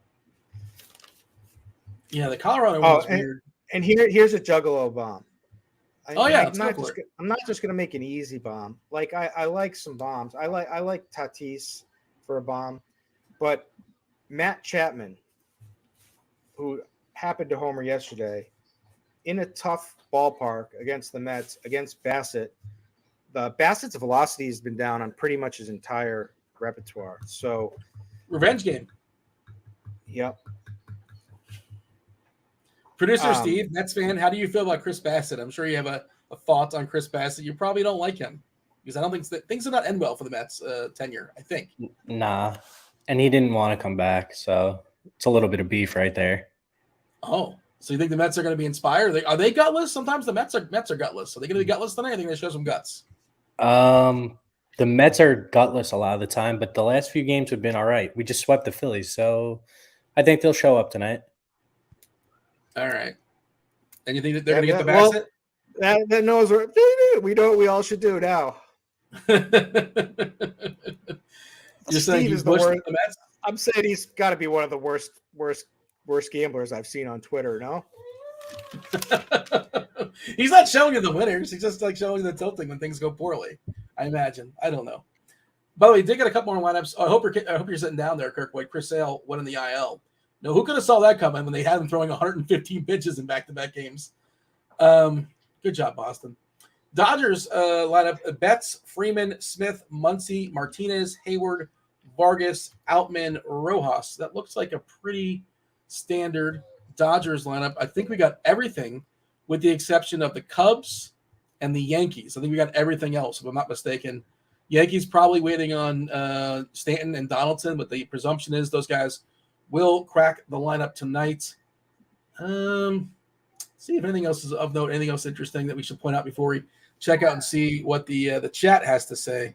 They're just talking about all sorts of goofy things, not necessarily questions pertaining to the show. Thoughts on Kramer? Dean Kramer, that is. Coffee. We're not playing Dean Kramer in this slate, right? I know this Giants lineup's not spectacular. The ballpark's good, but like I'm not playing Dean Kramer. How many lineups do you have to make to get to Kramer, Kirkwood? Because I'm not making enough. Certainly, it's not happening. You talking to Chop? Oh no, I was talking to you. Chop, feel free to chime in. Okay. Yeah. Well, I would say that. Yeah. There's no way. I could make 1,000 lineups tonight, and Dean Kramer's not making the lineup for me on any one of them. So no, he's not going to get there. There's a question in chat. It's been asked a couple times about Clevinger. Any Clevinger? I do not have any desire to roster Mike Clevinger tonight. So no. If Kirkwood changes, if he has a different opinion, he can speak out. But I don't want any Mike Clevinger. He's been pretty bad, and he should be worse. He's actually been outperforming his Sierra. The strikeouts aren't good. The walks are bad, 10.4% walks, 19% Ks. Clevinger was good 3-4 years ago, but like he's not the same dude. He's injured. I always listen. He's trying. He's doing his best. But I wanted to like him. I wanted to get on him today. Yeah, I mean, I think our desire is to look at anybody against Detroit, a right-hander, and kind of shove him in. But you gotta like, at some point, you gotta pump the brakes on some of these guys. They stink, and Clevinger stinks. That Detroit lineup came out as well. Obviously, Riley Green is on the IL, so a bad lineup is even worse. If you look at the plate IQ, I understand why you want to play Clevinger. It's pretty bad. Badu and McKinstry are kind of sort of interesting up top. But it's a bad lineup. Cabrera's in there, which is like that's cool, but Cabrera's it's really sad what's happening. How'd the Phillies let Nick Maton go, man? He was actually okay last year. He's a young guy, okay, and he could probably bat top 3 for the Phillies, to be honest with you. Because they're gutless, Dean, top 3. Bump Harper down, bump Schwarber down. Bump Turner down to 7. For Nick Maton? Yeah, get Nick Maton up there. How'd they let Nick Maton walk for nothing? Crazy. I don't think he's Maton's. He was never like a big prospect, was he? Or kind of maybe he was a big prospect. Well, Moniak was the number 1 pick for the Philadelphia like 7 years ago, and The Angels are rolling him out these days. I don't know where he was let for a him while. go, and he's blasting bombs in Anaheim. Yeah, not starting tonight versus the lefty, but some questions here. T from LOC, he wants to know if he missed the Juggalo Jack of the Day. I believe it was Chapman, right? Yeah, and I was probably reading chat, and I gave the wrong pitch about Bassett in there. It's because I also like Francisco Lindor to go long in this game, but he's Chapman's facing Verlander, who's also a shell of himself and has a bunch of scary metrics that I looked at this today. So I like both. So these guys are both home run plays that I bet on for tonight. Matt Chapman and Lindor. We got a bunch of home run calls, Dean. I need to give you my 4 singles guy. A guy who's going to get 4 singles tonight, and just the people want to know who's going to get 4 singles. Gavin Sheets. Look what I tweeted 40 minutes ago, Kirkwood. What did you tweet? I can't. I got it. So I got minimized. I got to blow this up. Lindor home run incoming tonight. 40 minutes ago. God. No. You've been mushed. That bet's toast. Let's get Gavin. Swap him out for Gavin Sheets. Back to the drawing board. Chop, 4 singles. Who gets 4 singles tonight? I just said it like 7 times, Dean, and the producer comes in and steps on my toes, talking about a tweet from 50 years ago. Wait, you said Gavin Freak in the sheets? Gavin Freak in the sheets. He's going to knock in 4 singles. But what he does with those singles is going to determine his fantasy. Maybe he steals some bases. Maybe he scores. Maybe there's guys on base ahead of those singles. Chop. He's batting 8th. He's at home batting 8th. He might not even get 4 bats. Gavin Sheets. He might not even hit 4 times. Boy, it's amazing how much you doubt these plays, and they always come back and smack you later. It's not possible you have 4 hits and 3 at bats. You are very, very lucky. I'm not one of these guys who tweets out like every time I nail a call on the show, like, oh my God, look, I called him today, Dean, and I subtweet you and I retweet it. And you're like, I don't do that. But if I did. Wait, are you referring to someone specifically? No, I mean, it's rampant in the DFS streets these days, but I don't do it. But if I did, Dean, you would be lit up on Twitter because a lot of these things happen. They come true, Dean. They come true. I feel really safe that Gavin Sheets is not going to have 4 hits tonight, let alone 4 singles. He might not get 4 at bats. If the White Sox win this game 4-2, he's on deck in the bottom of the 8th, and he only has 3 at bats. He might go 3 for 3. Good for him. But you saw he's batting 8th, right? You can't take like the 4 singles play of the day. You can't take it literally, Dean. So if he gets 3 singles, if he gets 2 singles and a walk, am I a bad guy now, Dean? Come on, man. It's like you got to set some boundaries. You're a decent guy no matter. You can go for 4 and you're still a decent guy, Chop. I wouldn't say you're a bad guy. Look, if there's going to be a draft, if we're going to hold a draft, and the whole purpose of the draft is we got to pick the guy to get 4 singles tonight. Gavin Sheets is not the 1-1. He's not even no, Dean. Mr. Irrelevant. I really don't. I know, Dean. There's a guy who once said we live in the world of a salary cap. Oh, yes, I could definitely go Ronald. I could give you a Spidey bomb and go Fernando Tatis. Or I could give you a Spidey. He's going yard tonight. I like that. You're throwing shade on TJ. TJ's right there in chat. You're throwing shade. Did he give that? Is that a Spidey bomb? Is that an official Spidey bomb? I'm just saying. I'm giving some examples here. I could go home run call of the day, Bryce Harper. I'm going off the. That's another one. That's another one. I'm going off the reservation. I'm going on. I know these are good plays, but I'm trying to save the people some money, Dean, and still have a shot at it. Jordan Walker, by the way, is 2K on Fanduel. There you go. He's going to homer in his first game back, hitting in the 8-hole. They had the bar of Newt Bar hit the IL, so they called Jordan Walker up. He's like 3-3 on DK. He's probably like $7 on Yahoo, isn't he, Kirkwood? I'm not love this guy. You've been talking about this guy all season. He's one of the biggest prospects in all of baseball. Why would you not love him? And he's a specimen. Newt Bar? No. Jordan Walker. Oh, Jordan Walker. Yeah. Newt Bar is the guy you want for 4 singles if he's actually playing. Give me Royce Lewis any day. No, Chop already called him. What you're saying is a straight up. You'll take Lewis's career over Jordan Walker's career. That's a bad trade. That's a big old L you're going to take on that one. We're talking about it's DFS today and today only. No? Yes? No. Maybe? But Walker, there you go. Royce Lewis can't lose.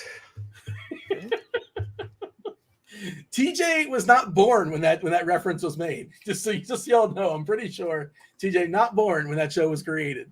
I'm fairly certain. We can hit up the old Google or not. We can ask him. He's I don't know if you watched the first portion of the show, but when he jumps in, we will ask him about that. But I'm guessing he doesn't know who Parker Lewis is. Let's see. Anything else? Did we get a BVP play specifically, Chop? I feel like we did not get that. Like I said, the BVP is a little rough on this slate. I think. Oh, I see a nice one.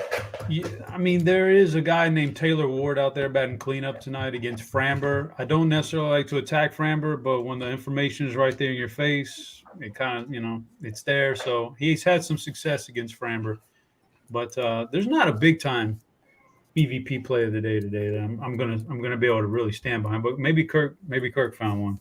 Eugene. Eugenio Suarez? Yeah. What is it, like 3 hits or something? I mean, this is a BVP automatic. Which means, so you're guaranteeing it? And I'm trying to get Carty all riled up before right when it gets on here. You got to get Carty lathered up. TJ's in the bullpen. Roth coming in. He's getting his ears in just a second. I guess he is good to go. The big question for Roth tonight, there's 2 big questions for Roth. 3, I guess. What's the weather like in Boston? What's the weather like in Kansas City? And is Roth going to see Ohtani? Please tell me the tickets are purchased. Come on, Roth. You got to go. I had to do it. I'm in on Ohtani tonight. Respect. And did we splurge? Did we get who's babysitting the kids? Did you get Eric Gordon for your friendship you created yesterday, or it's somebody else? I did not get my homie Eric Gordon, but my wife's mom, my mother-in-law's doing it. And I didn't quite splurge, but I got some decent seats, so it should be fun. Awesome. Chop's going to be jealous. Chop's a Houston fan. Did you know that Roth and Eric Gordon are now best friends? Are you aware of this, Chopper? I didn't know. That's a good one. But I mean, before you got the tickets, you should have let me know, man. I could have got you down behind the dugout. I'm good friends with Paul Wall, and we're multiple season ticket holders. What? Wow, you're still tipping on faux? That's amazing. I love it. He's at the game every Friday night with his wife. What? That's a Chop factor. That's real. Do we believe that? Well, Do we believe that no, Chop is there's good been friends? Chop. Tell him about the time that he took you instead of his wife. Yeah, I went. Yeah, this was way back in the day, Dean. Way back in the day. Okay. We ain't got enough time to mess with it now. But What's Paul Wall's last name? Hands up in the air. No Googling. Okay, Wall. let me just spell this for you. Where did Wall. Chop used to work? Do you remember Chop's old employment? James Harden's favorite destination? Yes. Makes sense now. This does make sense.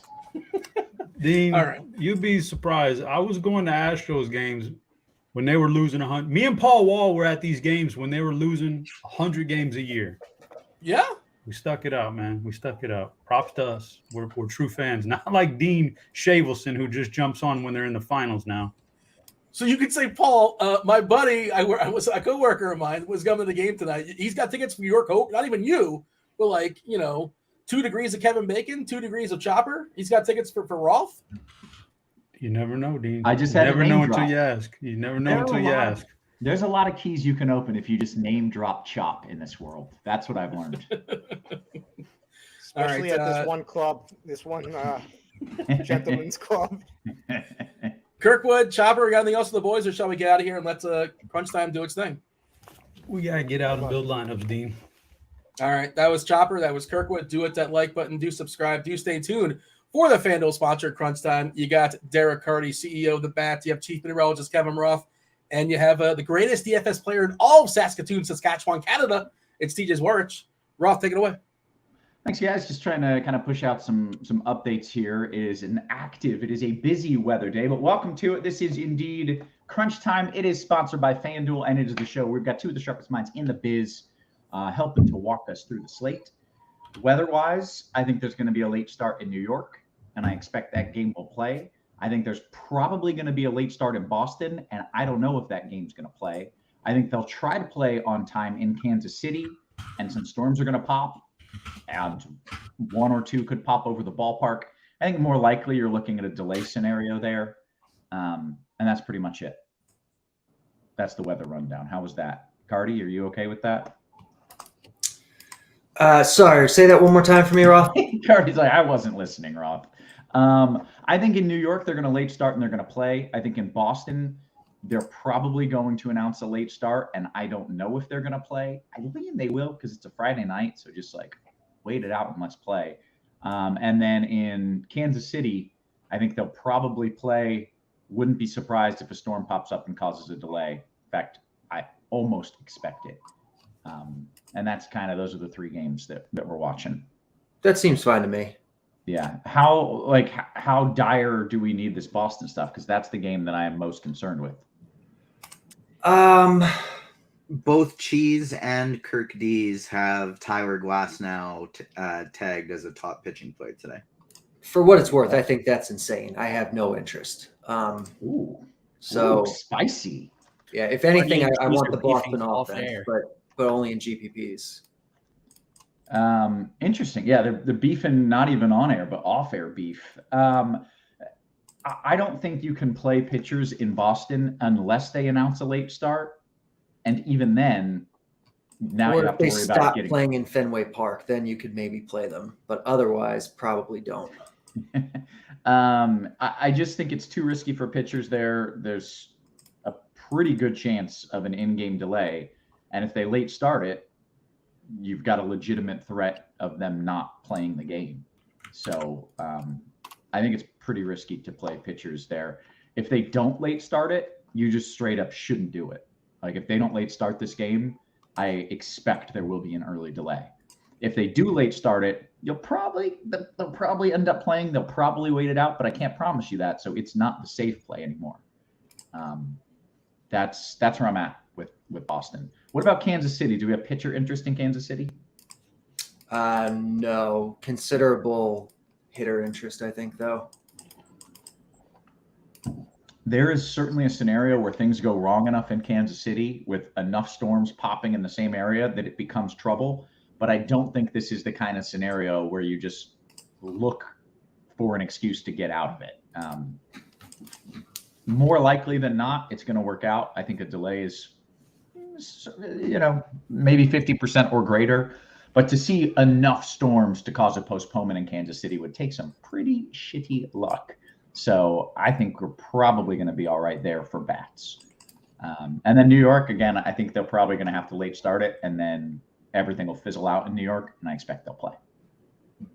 So that's my weather rundown for now. I will give you another update, maybe 20 minutes from now. I assume we'll have some news. We'll probably have some late starts announced somewhat soon. We'll see. And we'll kind of play it by ear in Boston on whether or not we have a late start announced. So that's my game plan as far as that goes. By the way, if I haven't mentioned this show, it's free, and that's because it's sponsored by Fanduel. Sign up for the Fanduel Sportsbook if you're in a legal sports betting state. Take advantage of their awesome bonus offer. New customers get the no-sweat first bet up to $2,500 in bonus bets. Terms and conditions apply. If I were you, I would save that all up. Wait till NBA comes back and bet it on Jalen Brunson overs. But it's probably better if you just listen to these guys and make some baseball bets. Use them on some Spidey bombs. Just some Jalen Brunson Spidey bombs. You never know. Let's talk about this slate a little bit, Carty. You're vehemently against pitchers in Boston. What do you like? And by the way, Eric says nice audio quality on the read tonight. My sponsor read has been disrupted by a bad mic 3 times in a row, so I really slowed it down and went off the gas pedal for that. So I'm glad it went through that time. Carty, what are we doing pitcher-wise? So the top pitcher on the slate is Framber Valdez. There's kind of like a top 3 tonight. It's like Framber, it's Luis Castillo. You say my man's name or we're in trouble. And it's Shohei Ohtani. Whew. Okay. All right. We're good. Well, we're good. All right. We're in the clear. On FanDuel, Castillo is the cheapest of them. And so I think you just take the discount and play him. As much as the chat loves Texas, they're average. And careful. Last time you said that, they put up 15 runs. Yeah, well. Framber's facing the Angels. Ohtani is facing Houston. Castillo's cheaper, and I think you just play Castillo on FanDuel in cash. On DraftKings, I think you probably pair Framber and Castillo, or you can go Framber and somebody cheaper. Ohtani, because he's facing Houston, projects for really low ownership, even though he's in that top tier. Ohtani's probably the best GPP pitcher on the slate. So love Ohtani. I like Framber and Castillo as cash options. If you're looking cheaper, I think there's a number of interesting guys. Like you can save money tonight and play Michael Wacha. Certainly in cash on DraftKings and in GPPs on FanDuel. Like he has one of the longest leashes of any pitcher on the slate. He's facing a weak strikeout prone offense, and I guess not that strikeout prone, but still a very bad offense. And he's well priced, not going to be super chalky. So I like Wacha quite a bit. I think then you also have kind of similar to Ohtani. You have a guy like Justin Verlander, who's in a tough matchup that people aren't going to play. You have Logan Webb in what's kind of perceived as a tough matchup, and a guy who doesn't have a ton of upside, who's going to come in at a little bit lower ownership. So there's a lot of pitching on this slate. And I think outside of kind of that Framber Castillo thing, I think a lot of the other really good pitchers are going to be overlooked. And I think that's maybe, if I were to guess, one of the reasons why Cheese and Kirk Dees, I think they said, like Glasnow, because talent-wise, Glasnow is fantastic. Talent-wise, Glasnow might be the best pitcher on the slate that isn't Ohtani. The problem is that matchups matter. You know, he's going into Boston. It's the third best hitter's bark in baseball. It's a pretty good Boston lineup, and it's an extremely low strikeout Boston lineup. And he's still working back from injury. So he is going to be capped. He's not going to throw more than 95, 98 pitches. Like he's not going over 100 today. Let me pause you. If they start this game on time, I don't think he's going over 50 pitches. So there's that too. Yeah, like add that in, and that's a problem. So if they don't late start it again, I don't think you should play pitchers in Boston if they don't late start this game. Yeah. Now his price tag is great on DraftKings, so I think that's maybe where the appeal comes from. Like if he just goes out and it doesn't matter the matchup and he's just dominant because he's Glasnow, like sure, great. It's going to happen sometimes. But if you're going to take a chance on a guy like that in a bad matchup, who's just, you want to go out and like, he's just going to do great regardless, like just freaking play Ohtani because he doesn't have the same restrictions. He doesn't have the same rain risk. And he's actually better than Glasnow, and he's not going to have a pitch cap. So it doesn't make any sense to me. You have Ohtani, you have Wheeler, you have Kershaw, you have Verlander, where you can take that shot at low ownership. You don't need to do it with Glasnow. So that's kind of where I'm at. Just in the last 5 minutes, storms just started to pop really close to Boston. And unfortunately, I think, because I think there was an edge here. Unfortunately, I think these storms are close enough that now it's very likely they late start. I was kind of hoping they wouldn't, and then Glasnow would get the hook in like the third inning. But now I think they almost have to late start with these storms that just popped up. And again, I'll reiterate, there is some postponement risk. So just keep that in mind. If they late start, it does put Glasnow back on the table if you're interested, or pitchers in that game in general. So yeah, that's the thing, is I don't think you even have to root for hope he gets pulled early and we can use this as an edge, because he's not going to be chalky today. He is just a good tournament option. On FanDuel, due to the lack of price difference and how cheap a lot of hitters are over there, and the weather, I don't think you need to chance it. I think honestly, for me personally, even if I was playing 150 lineups on FanDuel today, I think I would really try and hone in on 4 pitchers: Valdez, Wheeler, Ohtani, and Castillo. And Ohtani would be my number one by a very, very large margin for tournaments, because he's coming in at sub 10% projected ownership. He was my favorite earlier in the day, just kind of from a raw points perspective, and he still is now. So yeah, Ohtani's number one for me from a tournament standpoint, and just anything really. I guess no, if you're specifically playing cash, then maybe I'd rule Valdez ahead of him. But even a single entry tournament, I would rank Ohtani ahead. On DraftKings, if that Boston game does late start, I think Glasnow I would still include in my pool, because he's 9.2K on FanDuel, but he's 7.9K on DraftKings. There are the other guys like like Owaka in that same range, who's $500 cheaper. But even if Glasnow pitches 85 pitches, we saw last game and in his entire career what he can do. He could just go strike out 10 guys, even though it's Boston, just because of who he is. And so I think he's worth keeping in your MME pool.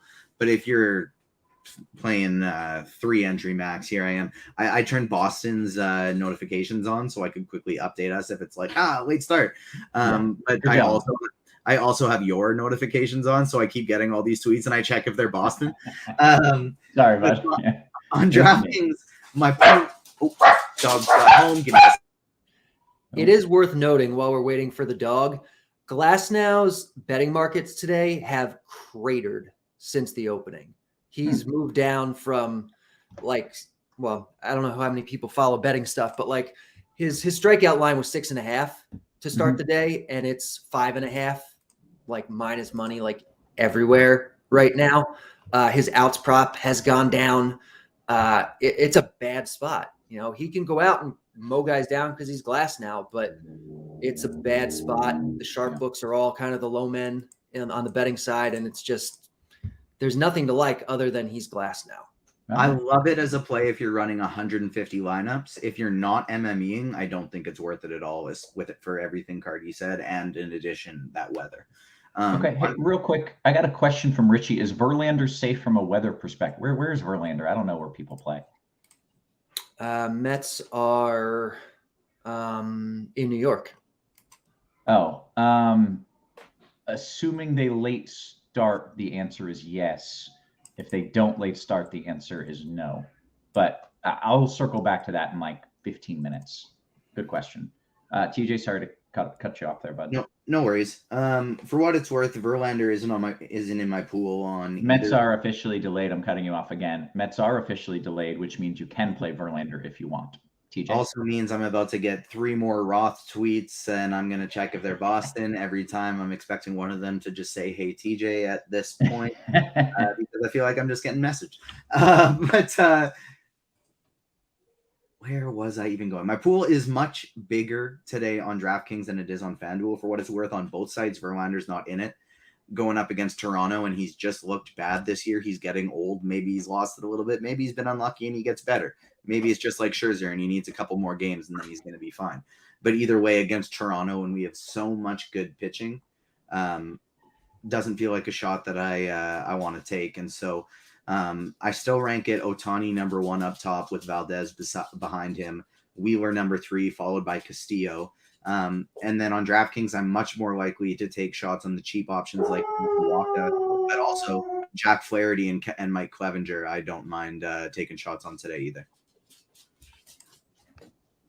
Carty, you weren't going to save me when my dog started barking? You were just going to save TJ?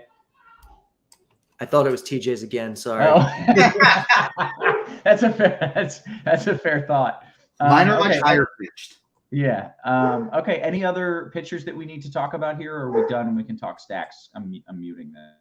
I think we could talk some stacks, but also in addition to that, we are 21 likes away from the first Spidey Bomb. No, 11. Math is hard. Not for Carty. Carty gets math. Math is hard for other people. 11 more likes for the first Spidey Bomb. We got the first one coming at 150, second one coming at 200. But I think we could easily get this up to 250 because we got over 600 people watching on this wonderful Friday night. So let's smash that like button, and we got some Spidey Bombs coming. It's going up quickly right now, so I know. Oh, bang! Now it's already up over 150. So for the first one, this is just. I mean, this leads into stacks. The Padres are my favorite stack for tournaments today. I'm playing 2 single entry teams that are very similar in different contests with just a 2v2 swap because I couldn't decide. Xander Bogaerts is in both of them, and he is the first Spidey Bomb. You can get him for plus 900 at Caesars. He's plus 460 to hit a home run on FanDuel. Wow. He's plus 900 to hit a home run on Caesars. So Xander Bogaerts, Spidey Bomb number 1. San Diego Padres are my favorite stack today in tournaments. We already got 25 more likes away for the second Spidey Bomb. We have a couple relevant questions. One's about pitching and one's about Joey Gallo just got scratched. And so make sure Joey Gallo's not in your lineups because he just got scratched. But in addition, we didn't talk about Clayton Kershaw, and he's picking up some ownership today. I don't really like Clayton Kershaw. I would on DraftKings, I would rather play Zach Wheeler or Luis Castillo, who are in the same price range. I just don't really want to play a lefty going up against the Yankees. I know the Yankees aren't all that great, but I'm not personally all that high on Kershaw today, even in tournaments. He wouldn't be in my pool on FanDuel, and on DraftKings, he would be one of my much lower owned guys. What about you, Carty? I completely agree. I kind of didn't realize that he was projecting for such high ownership because he's kind of an afterthought for me on this slate. So he's kind of an easy guy to leave out of your pool then. And then in terms of stacks for me, like I meant, like, so the Phillies are really the only chalk stack today. They're going to be pretty high owned. Bryce Harper and Kyle Schwarber are likely going to be the two highest owned bats on the slate. And the entire team is going to follow. Outside of that, there's not really any chalk that we got to worry about. Anything else is basically going to be fine, especially if you don't have one of the chalkier pitchers. Like, you really don't have to worry about chalky bats at all. So what are the bats that you like? Philly, ownership aside, would probably come in number one, but they aren't far enough above the other teams for me to go way above it. I have a Philly mini stack on a team, but that's it in my two lineups that I'm making. The Padres are going to be my favorite on this slate. I like the Dodgers quite a bit in tournaments. The White Sox are projecting decently. Kansas City is another team that's okay. Toronto and the Mets, Tampa Bay, I think, are all, and St. Louis are all good as well. But the Padres are the one team for me that I'm really focusing on in tournaments. All right, Carty, I saw some nodding in agreement there. What are you looking at stack-wise? Yeah, I think TJ's right. Aside from the Phillies on FanDuel, I don't think we're going to see a lot of chalk. And on DraftKings, the bet doesn't even see the Phillies being that chalky. I do think them and the Rays are kind of like the top two teams tonight. The bet really likes the Rays, likes the Phillies. But because you're not going to get a lot of chalk, you don't have to do anything too weird. You don't need to stack against good pitchers. Like, just play teams in good spots. So Rays, Phillies, Royals, Braves, White Sox, like, you know, there's another handful of teams that you can do, but it's not the kind of night where you really need to like go out of your way to get different or weird. Okay, very good. I suppose this is the time of the show where we go position by position and just kind of looking at this Boston game, and it's just like, boy, it's pretty ugly up there, man. We'll see. I wouldn't be fully shocked if in the next few minutes, instead of the late start announcement that I fully expect, I think the only thing they're talking about right now is if they're going to announce a late start or a postponement, because they're going to need a late start. Anyways, it's pretty dicey.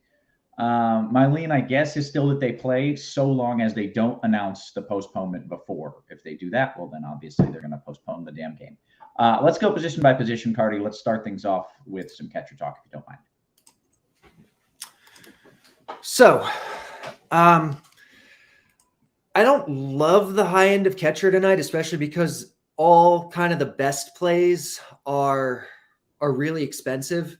So they're more kind of one-offs for GPPs or in your stacks kind of thing. Like, I like Salvador Perez a lot. I like Kansas City stacks a lot. I don't think you're paying 5-2 for him in like a cash game, or he's not like a priority unless you just have that money sitting around. So he's great. You know, you have Will Smith, you have Real Muto, but I think you probably just save money tonight.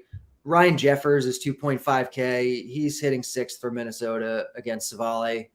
I'm fine just punting it and spending my money in other spots, especially because I think going like two of the more expensive pitchers makes the most sense tonight. Okay, TJ? Yeah, if I was playing cash, Jeffers would for sure be the guy that I'd be going with personally. He's always somebody I'd like targeting.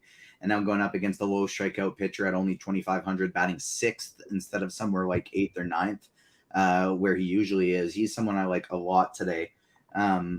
Perez, I think, is the top spend-up option. If you are playing a Philly stack today and you're trying to get a little bit different, I think fading JT Realmuto is a good way of going about it.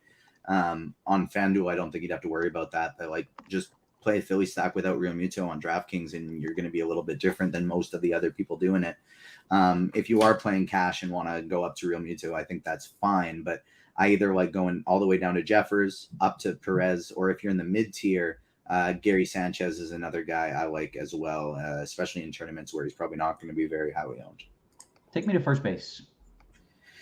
Lots to like up top here at first base for tournaments, but in terms of cash, there's not really like a standout play that it's like, I need this guy today. If I'm going in the mid tier, like somebody like a Vinny P would probably be my favorite. If I'm paying all the way up, I think Paul Goldschmidt would probably be my number one.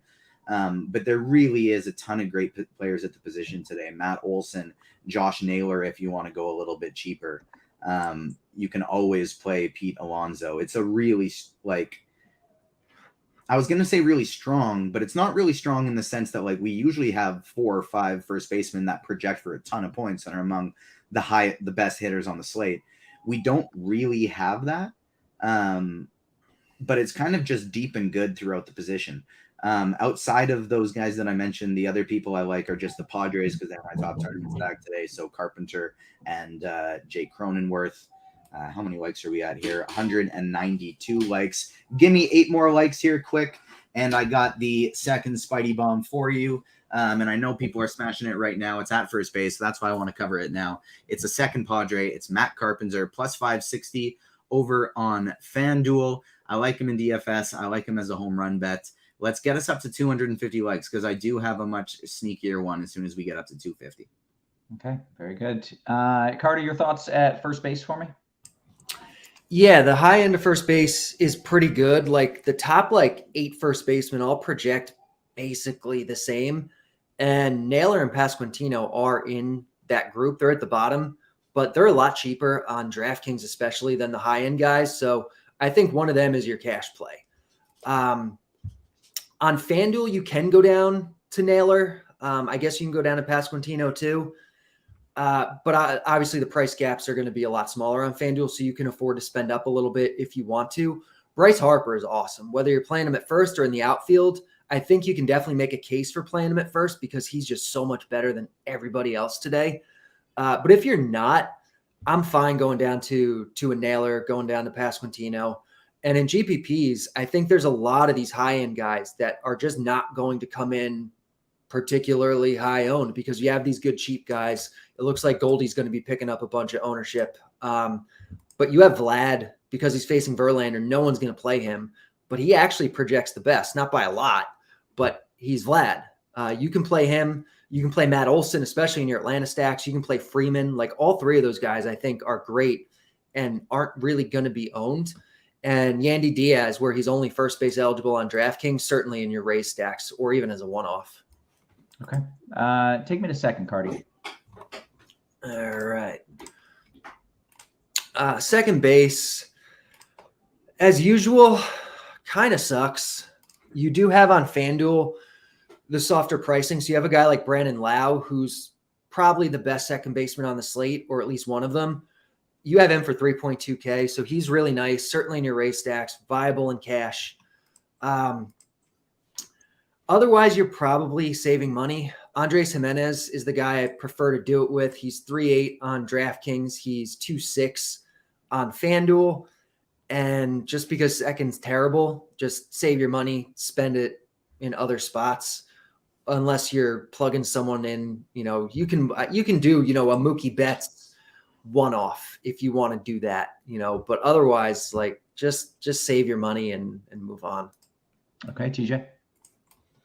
Yeah, there are some decent spend up options today, especially on DraftKings. I do like Mookie Betts. You can play him there. Lowe, Stott, Gorman, all of these guys just below 5K. I do like quite a bit today.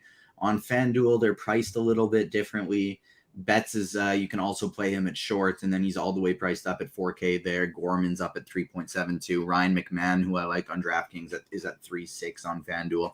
So I would rather just save a few more dollars there. Play Brandon Lau, play Jake Cronenworth, or Bryson Stott.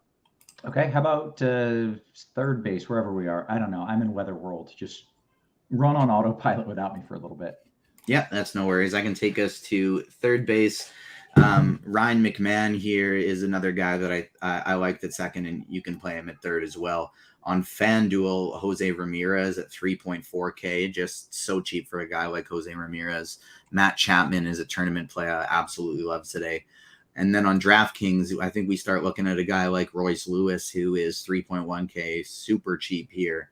And that's probably like your quote-unquote cash game option today, I would say over there. But on FanDuel, you can just pick a plethora of the guys at 3K. I don't know why I keep talking about cash, Carty. You're the cash guy. I'm just going to talk about tournaments. Yeah, it's all right. Yeah, I agree. Jose Ramirez on FanDuel especially is like way too cheap. Like just play Jose Ramirez. You can get up to him on DraftKings too if you want, but Royce Lewis is certainly viable if you're not playing him at short. I think even going down to Tyler Freeman at 2.3K on DraftKings is fine because he's hitting second. He's super cheap. You know, he's in a decent spot. Like, go for it. And then in tournaments, even though he's against Glass now, I think Rafael Devers is a great tournament play, especially on FanDuel where the price really isn't prohibitive. Shortstop. Shortstop. So Bobby Witt Jr., I think, is the top option. I guess on FanDuel where you have Fernando Tatis, maybe Tatis is the best option, but you get a decent discount on Witt. Kansas City's probably like the third best offense today. They're facing a really weak pitcher. Witt's great. You can play him, I think, in cash on either site. If you want to save money, you have Royce Lewis again on DraftKings for 3.1. He's definitely the guy that you would do it with. I guess you could go all the way down to Tucupita Marcano leading off for Pittsburgh. He's fine. And on FanDuel, you have Trey Turner, who's just always too cheap on FanDuel, but 2.9K for him when Philly is the best offense of the night. Like, he's fantastic. TJ? I like the Marcano call on DraftKings. 2.1K is just so cheap. You can also play Royce Lewis at the shortstop position. Bo Bichette, I always love for tournaments. He's quietly been like one of the very best hitters in the American League this year. Yeah. He was the Spidey Bomb when I was on the show yesterday. He hit one in his first at bat. First AB. Yeah. And so I like him for tournaments. And then I also really like Francisco Lindor for tournaments as well. I don't really like him at stack today, but I like Lindor as a one-off. Okay. I believe that takes us to the outfield. So Schwarber and Harper are the chalk here. They're the two best bats on the slate, both in Philly, both in the outfield. On FanDuel, you can play Harper over at first. On FanDuel, Schwarber is also like stupid cheap as well. He's only 3.1K. So he's like just straight up the best bat on the slate, and he's all the way down at 3.1K. So he's going to be chalk. You can always fade somebody at near 30% ownership, especially on a slate this big, no matter how good of a play they are. And just like there's so many other great guys up top who aren't going to be picking up the same type of ownership, who do have the same types of ceilings. Juan Soto and Fernando Tatis are going to be my two favorites today. Ronald Acuna, I think, is in a very interesting spot, and I like him for tournaments. Somebody like Jared Kelenic is somebody that I always like getting to. He's been the person I picked for a Spidey Bomb the most out of anybody this year. So that's kind of where I'm looking to go if I'm spending up top. Those are the pivots off of the expensive guys that I like. On DraftKings, you have Akil Baddoo batting second at 2.5K. I think he makes for a viable salary-saving option. Guys like Alec Burleson at 2.2 are somewhat interesting. MJ Melendez is nice and cheap at 3.3. But on FanDuel, I don't think you have to be like messing around looking for that many cheap guys because you got these amazing bats in the mid and low 3Ks. Okay, Carty? Totally agree about Philly. Schwarber and Harper are cash locks on both sites. Even in GPPs, like they're going to be popular, but you can play them in the right lineups. So don't be scared of them. They're maybe the best plays on the slate or certainly right up there. I think Brandon Marsh on DraftKings in the same outfield for 2.8 is totally viable.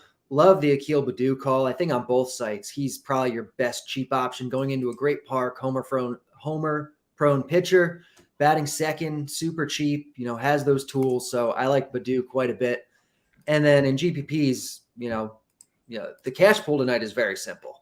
In GBPs, I like Acuna in your Brave stacks as a one-off. I like a Rosarena in your Ray stacks or as a one-off. Yeah, like you don't need to overthink it too much tonight. Okay.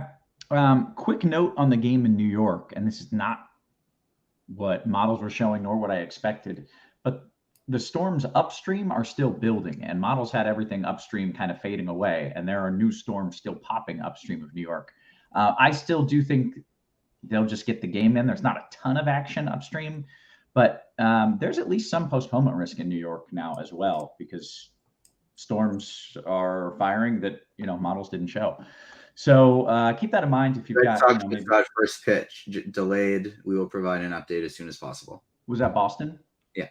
Yeah. Okay. Well, there we go. We expected either they were going to announce that or the postponement. So I suppose that's a good sign, but still pretty risky. In fact, legitimately just straight up risky, not pretty, just risky in Boston. And there's some lower level risk in New York as well. So keep that in mind if you've got guys in either of those games. In Kansas City, I'm kind of running a rehash here. In Kansas City, I do expect some storms to pop. We're already seeing some in the area. I can't tell you if they're going to pop over the ballpark or just near the ballpark, but I think a delay is decently likely. And I think either way, they figure out a way to play the game. You'd have to get really unlucky to get enough storms to postpone the game in Kansas City. So I think you stick with bats there in Kansas City. And then the last game is Minnesota, where something wonky could happen with these really slow moving storms around the area. I think it is overwhelmingly likely those storms do not end up over the ballpark and they play in Minnesota without any weather issues whatsoever. So that is my last weather update. Really low chance of a delay in Washington too, but not enough that you should do anything about it. That is my final weather update. We are a little more than 10 minutes away from lock. Let's do some home run picks here. TJ, you gave us 2 Spidey bombs already, right? Yes, sir. We got 2 Spidey bombs out. We still need a lot more people to hit the like button to get up to 250 for the third one. Shouldn't be too hard. We got 650 people watching us. Smash that like button. I got a much sneakier one for number 3, so let's get that popping. It's also a free show with 2 of the sharpest baseball minds in the world and someone with an atmospheric degree in meteorology, a master's degree. Oh, RotoGrinders alert. Hang on. Oh, that's just the delay. All right. The Boston delay. I would say that like Glasnow almost becomes a better play, but you guys already mentioned his ownership was low enough that it didn't matter anyways, right? Yeah, TJ. He's still a good tournament play if you're playing a lot of lineups, but just keep in mind very risky without the weather, and so the weather makes him even more risky. Right, there still is that postponement risk. Let's get to some QQs here. How about a home run pick? Carty, can you give me something? Yeah, so I mean the obvious pick is for DFS at least. Kyle Schwarber has far and away the best chance of hitting a home run today. Like way more than everybody else. His average home run projection is 0.4. The next best is 0.3, and then below that's 0.29, 0.29, 0.28, 0.27. Like he's just so far above everybody else. If you need something a little more off the board, give me Rafael Devers. And then if you're doing betting, best value bet is Gabriel Moreno plus 2,000. It's only a 7% chance to win, but it's great value. And if you want someone with a little bit better chance, Will Smith plus 825 is pretty good. Very good. All right. Excellent stuff, Carty. We'll hopefully get another Spidey bomb in from TJ in a little bit. Let's get to some QQs. I like this one from Derek. He says, TJ, would you rather stack the Braves or the Dodgers? Dodgers, but I do like the Braves in tournaments too. Okay. Tom says DK Cash, Carty, Naylor or Pasquantino? The bet likes Naylor a little more, but it's close enough where you can play either one. Okay. Fick says DK GPP TJ, do I get enough of an ownership discount on a full Rays stack over Philly? They seem to project pretty close to each other. Yeah, I think so. Absolutely. All right. Carty, I'm going to make you work for this. It is DK final piece in the outfield.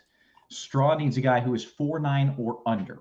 Final spot outfielder in DK Cash, 4.9 or cheaper. If you don't have Kyle Schwarber yet, it's him. Like you have to have him. Okay, we'll start there. And if he's got Schwarber, then you can come back with the question. Fanduel Cash, and I suppose I will direct the Cash ones right to to Carty here. A 2v2 Carty, Marcano Witt or Stott Pasquantino? Probably Marcano Witt, but it's pretty close. Okay, Tom says DK Cash, the best 2 pitchers. I've got all the money in the world. He's got plenty money. Ohtani and Valdez.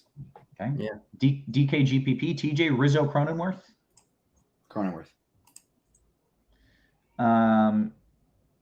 DK Cash at shortstop, Trey or Witt, Carty. Also, if I'm paying way down at second, do you like Freeman or Harold Castro? So Trey or Witt at short, and then Freeman or Harold Castro. You said DK, right? This was, yeah. Yeah, so then it's Witt. On FanDuel, you get a big discount, but just play Witt there. And then what was the second base one? Freeman or Harold Castro? Freeman. Okay. TJ, an update. Sorry, Carty. The 4-9 outfielder, he's already got Schwarber and Harper. So we need someone other than Schwarbs and Harper. So the guy that projects best is 4-9 on DraftKings, right? Is Eloy Jimenez. So you're going to have a lot of extra money to work with. Yeah. All right. Interesting. Book It Boy says, Kevin, our best guess, does Boston play the full games? I mean, it's maybe not a cash thing, but I would say play Jared Kelenic. Okay. Book It Boy says, Kevin, best guess, does Boston play the full game and are pitchers okay? It's essentially just, does Boston play is your question, because if so, pitchers are okay. Let me look at the very latest radar and look at some radar trends here. Best guess, they I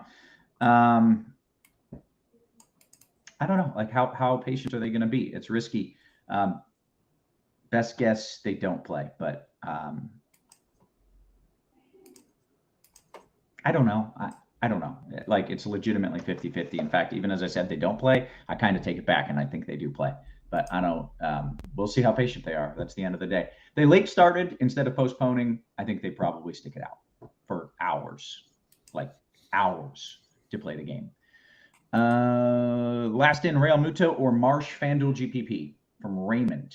TJ, Real Muto or Marsh? I actually like Marsh better. DK GPP, is Reese Olson usable? No. Not on this slate. Okay. I got distracted. My wife just flashed me off camera. I want that noted, and it just really distracted me. Where was it? DK GPP, Grisham to complete a 5-man Padre stack or Sawinski one-off? Grisham. FanDuel Cash 3v3, Valdez, Turner, and Badu or Waka, Soto, Royce? The first one. Waka or Gray in tournaments? Waka for me. Okay, let's see. We got about 6 minutes here until lock. Think of how many more likes we'd have gotten if she would have flashed you on camera. Yeah,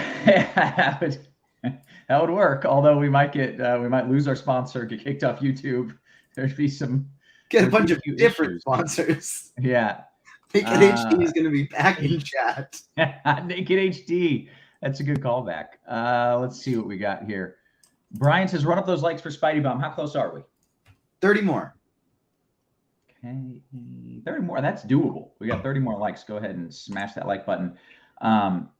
Jay says, how long of a delay expected in New York? And, oh, God, we have so many more. Hang on. We got more questions.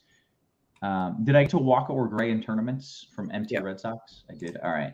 DK Cash, Carty, Prato and Gorman or Naylor and Stott? Naylor and Stott. Okay. Just got a question about New York. I was really hoping New York would be a very short delay, but with this latest storm to just pop up, like that could extend things.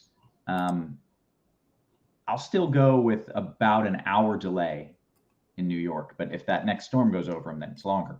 FanDuel Cash, Wheeler or Ohtani? You know the answer. I hope it's Ohtani. Did I say FanDuel Cash? It was FanDuel Cash, yeah. No, play Luis Castillo or Framber, I guess, but you're definitely not playing Wheeler and Cash. It would be Ohtani first, but you're not playing Ohtani and Cash either.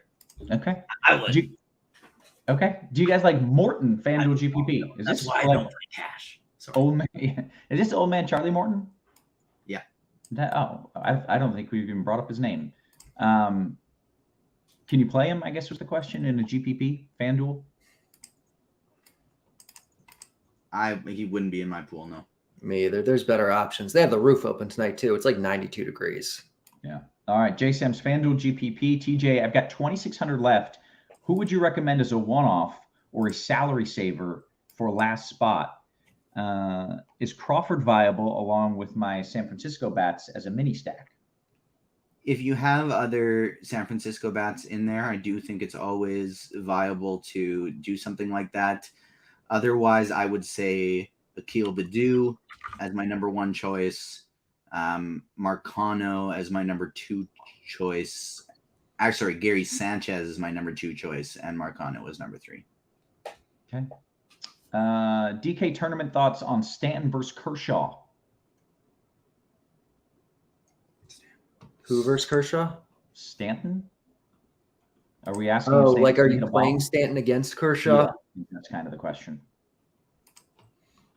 I'm not that interested at all. Yeah, it's one of those spots I kind of want to just avoid on both sides, the Yankees and the Dodgers today.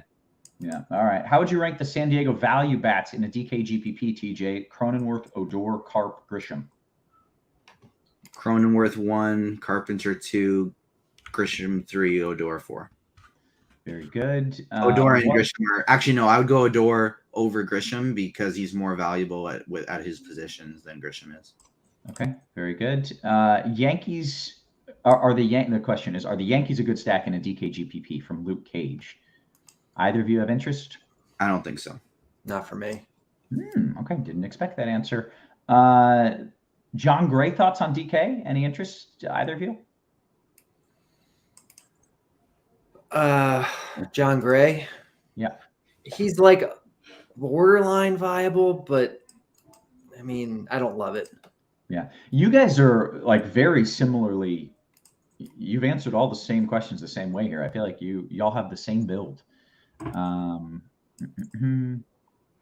We can't because I'm playing in my main lineup, Flaherty, and I'm doing wonkier things in my tournament lineup than I normally would. Like my pitchers are Flaherty and Clevenger. That would not be me. And I'm full stacking the Padres. Like they're my favorite stack, and I'm full stacking them in both my main lineups. So I'm doing some wild things today. Okay. We got less than 2 minutes until lock. Make sure you hit that thumbs up for us, not because of a Spidey bomb, but maybe for that, but also just because this is free content. Thanks to our sponsor, Fanduel. We want to get those eyeballs, get those likes so we can keep this show free. Let's see if we got anything else coming in here. For the most part, guys, we have caught up.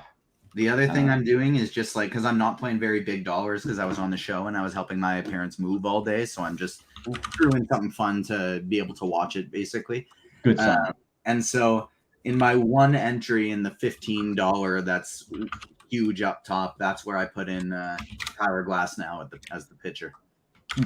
And so I did the single entry. That's a little chalkier and smarter. And then I got Tyler Glasnow. I mean, chalkier and smarter. It's got Clevenger and Flaherty as the pitcher. That's not chalky. Yes.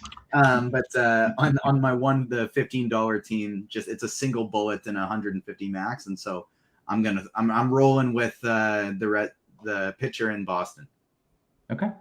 Yeah. Hopefully they'll wait until like 10 p.m. or later, and then that pitcher in Boston could work out nicely for you. J3 says, TJ, have a heart. Give the people a last-minute Spidey bomb. Have a heart. How close? Need 15 more likes. Get those 15 more likes up. Somebody said, "What's the final word on Boston, Roth?" I don't have a final word. It's a risky play. If they want to wait until 10 or 11 o'clock tonight to play, I think they can do that. My lean is that they probably will do that because they announced the late start. It's Friday night, but I wouldn't be the least bit shocked either way. It's in their hands now. It's going to rain until very late tonight. So we'll see how patient they are. That's the final word. And with that, we've hit the lock. And I, my friends, have a Shohei Ohtani show to go enjoy. So I am going to bounce on out of here, go watch the best pitcher and the best hitter in baseball Spoiler alert, it's the same dude. We appreciate you guys hanging out with us. So for Carty, for TJ, for our wonderful production crew, always working hard behind the scenes, guys, we appreciate you. We love you. And we will catch you tomorrow. You have been crunched.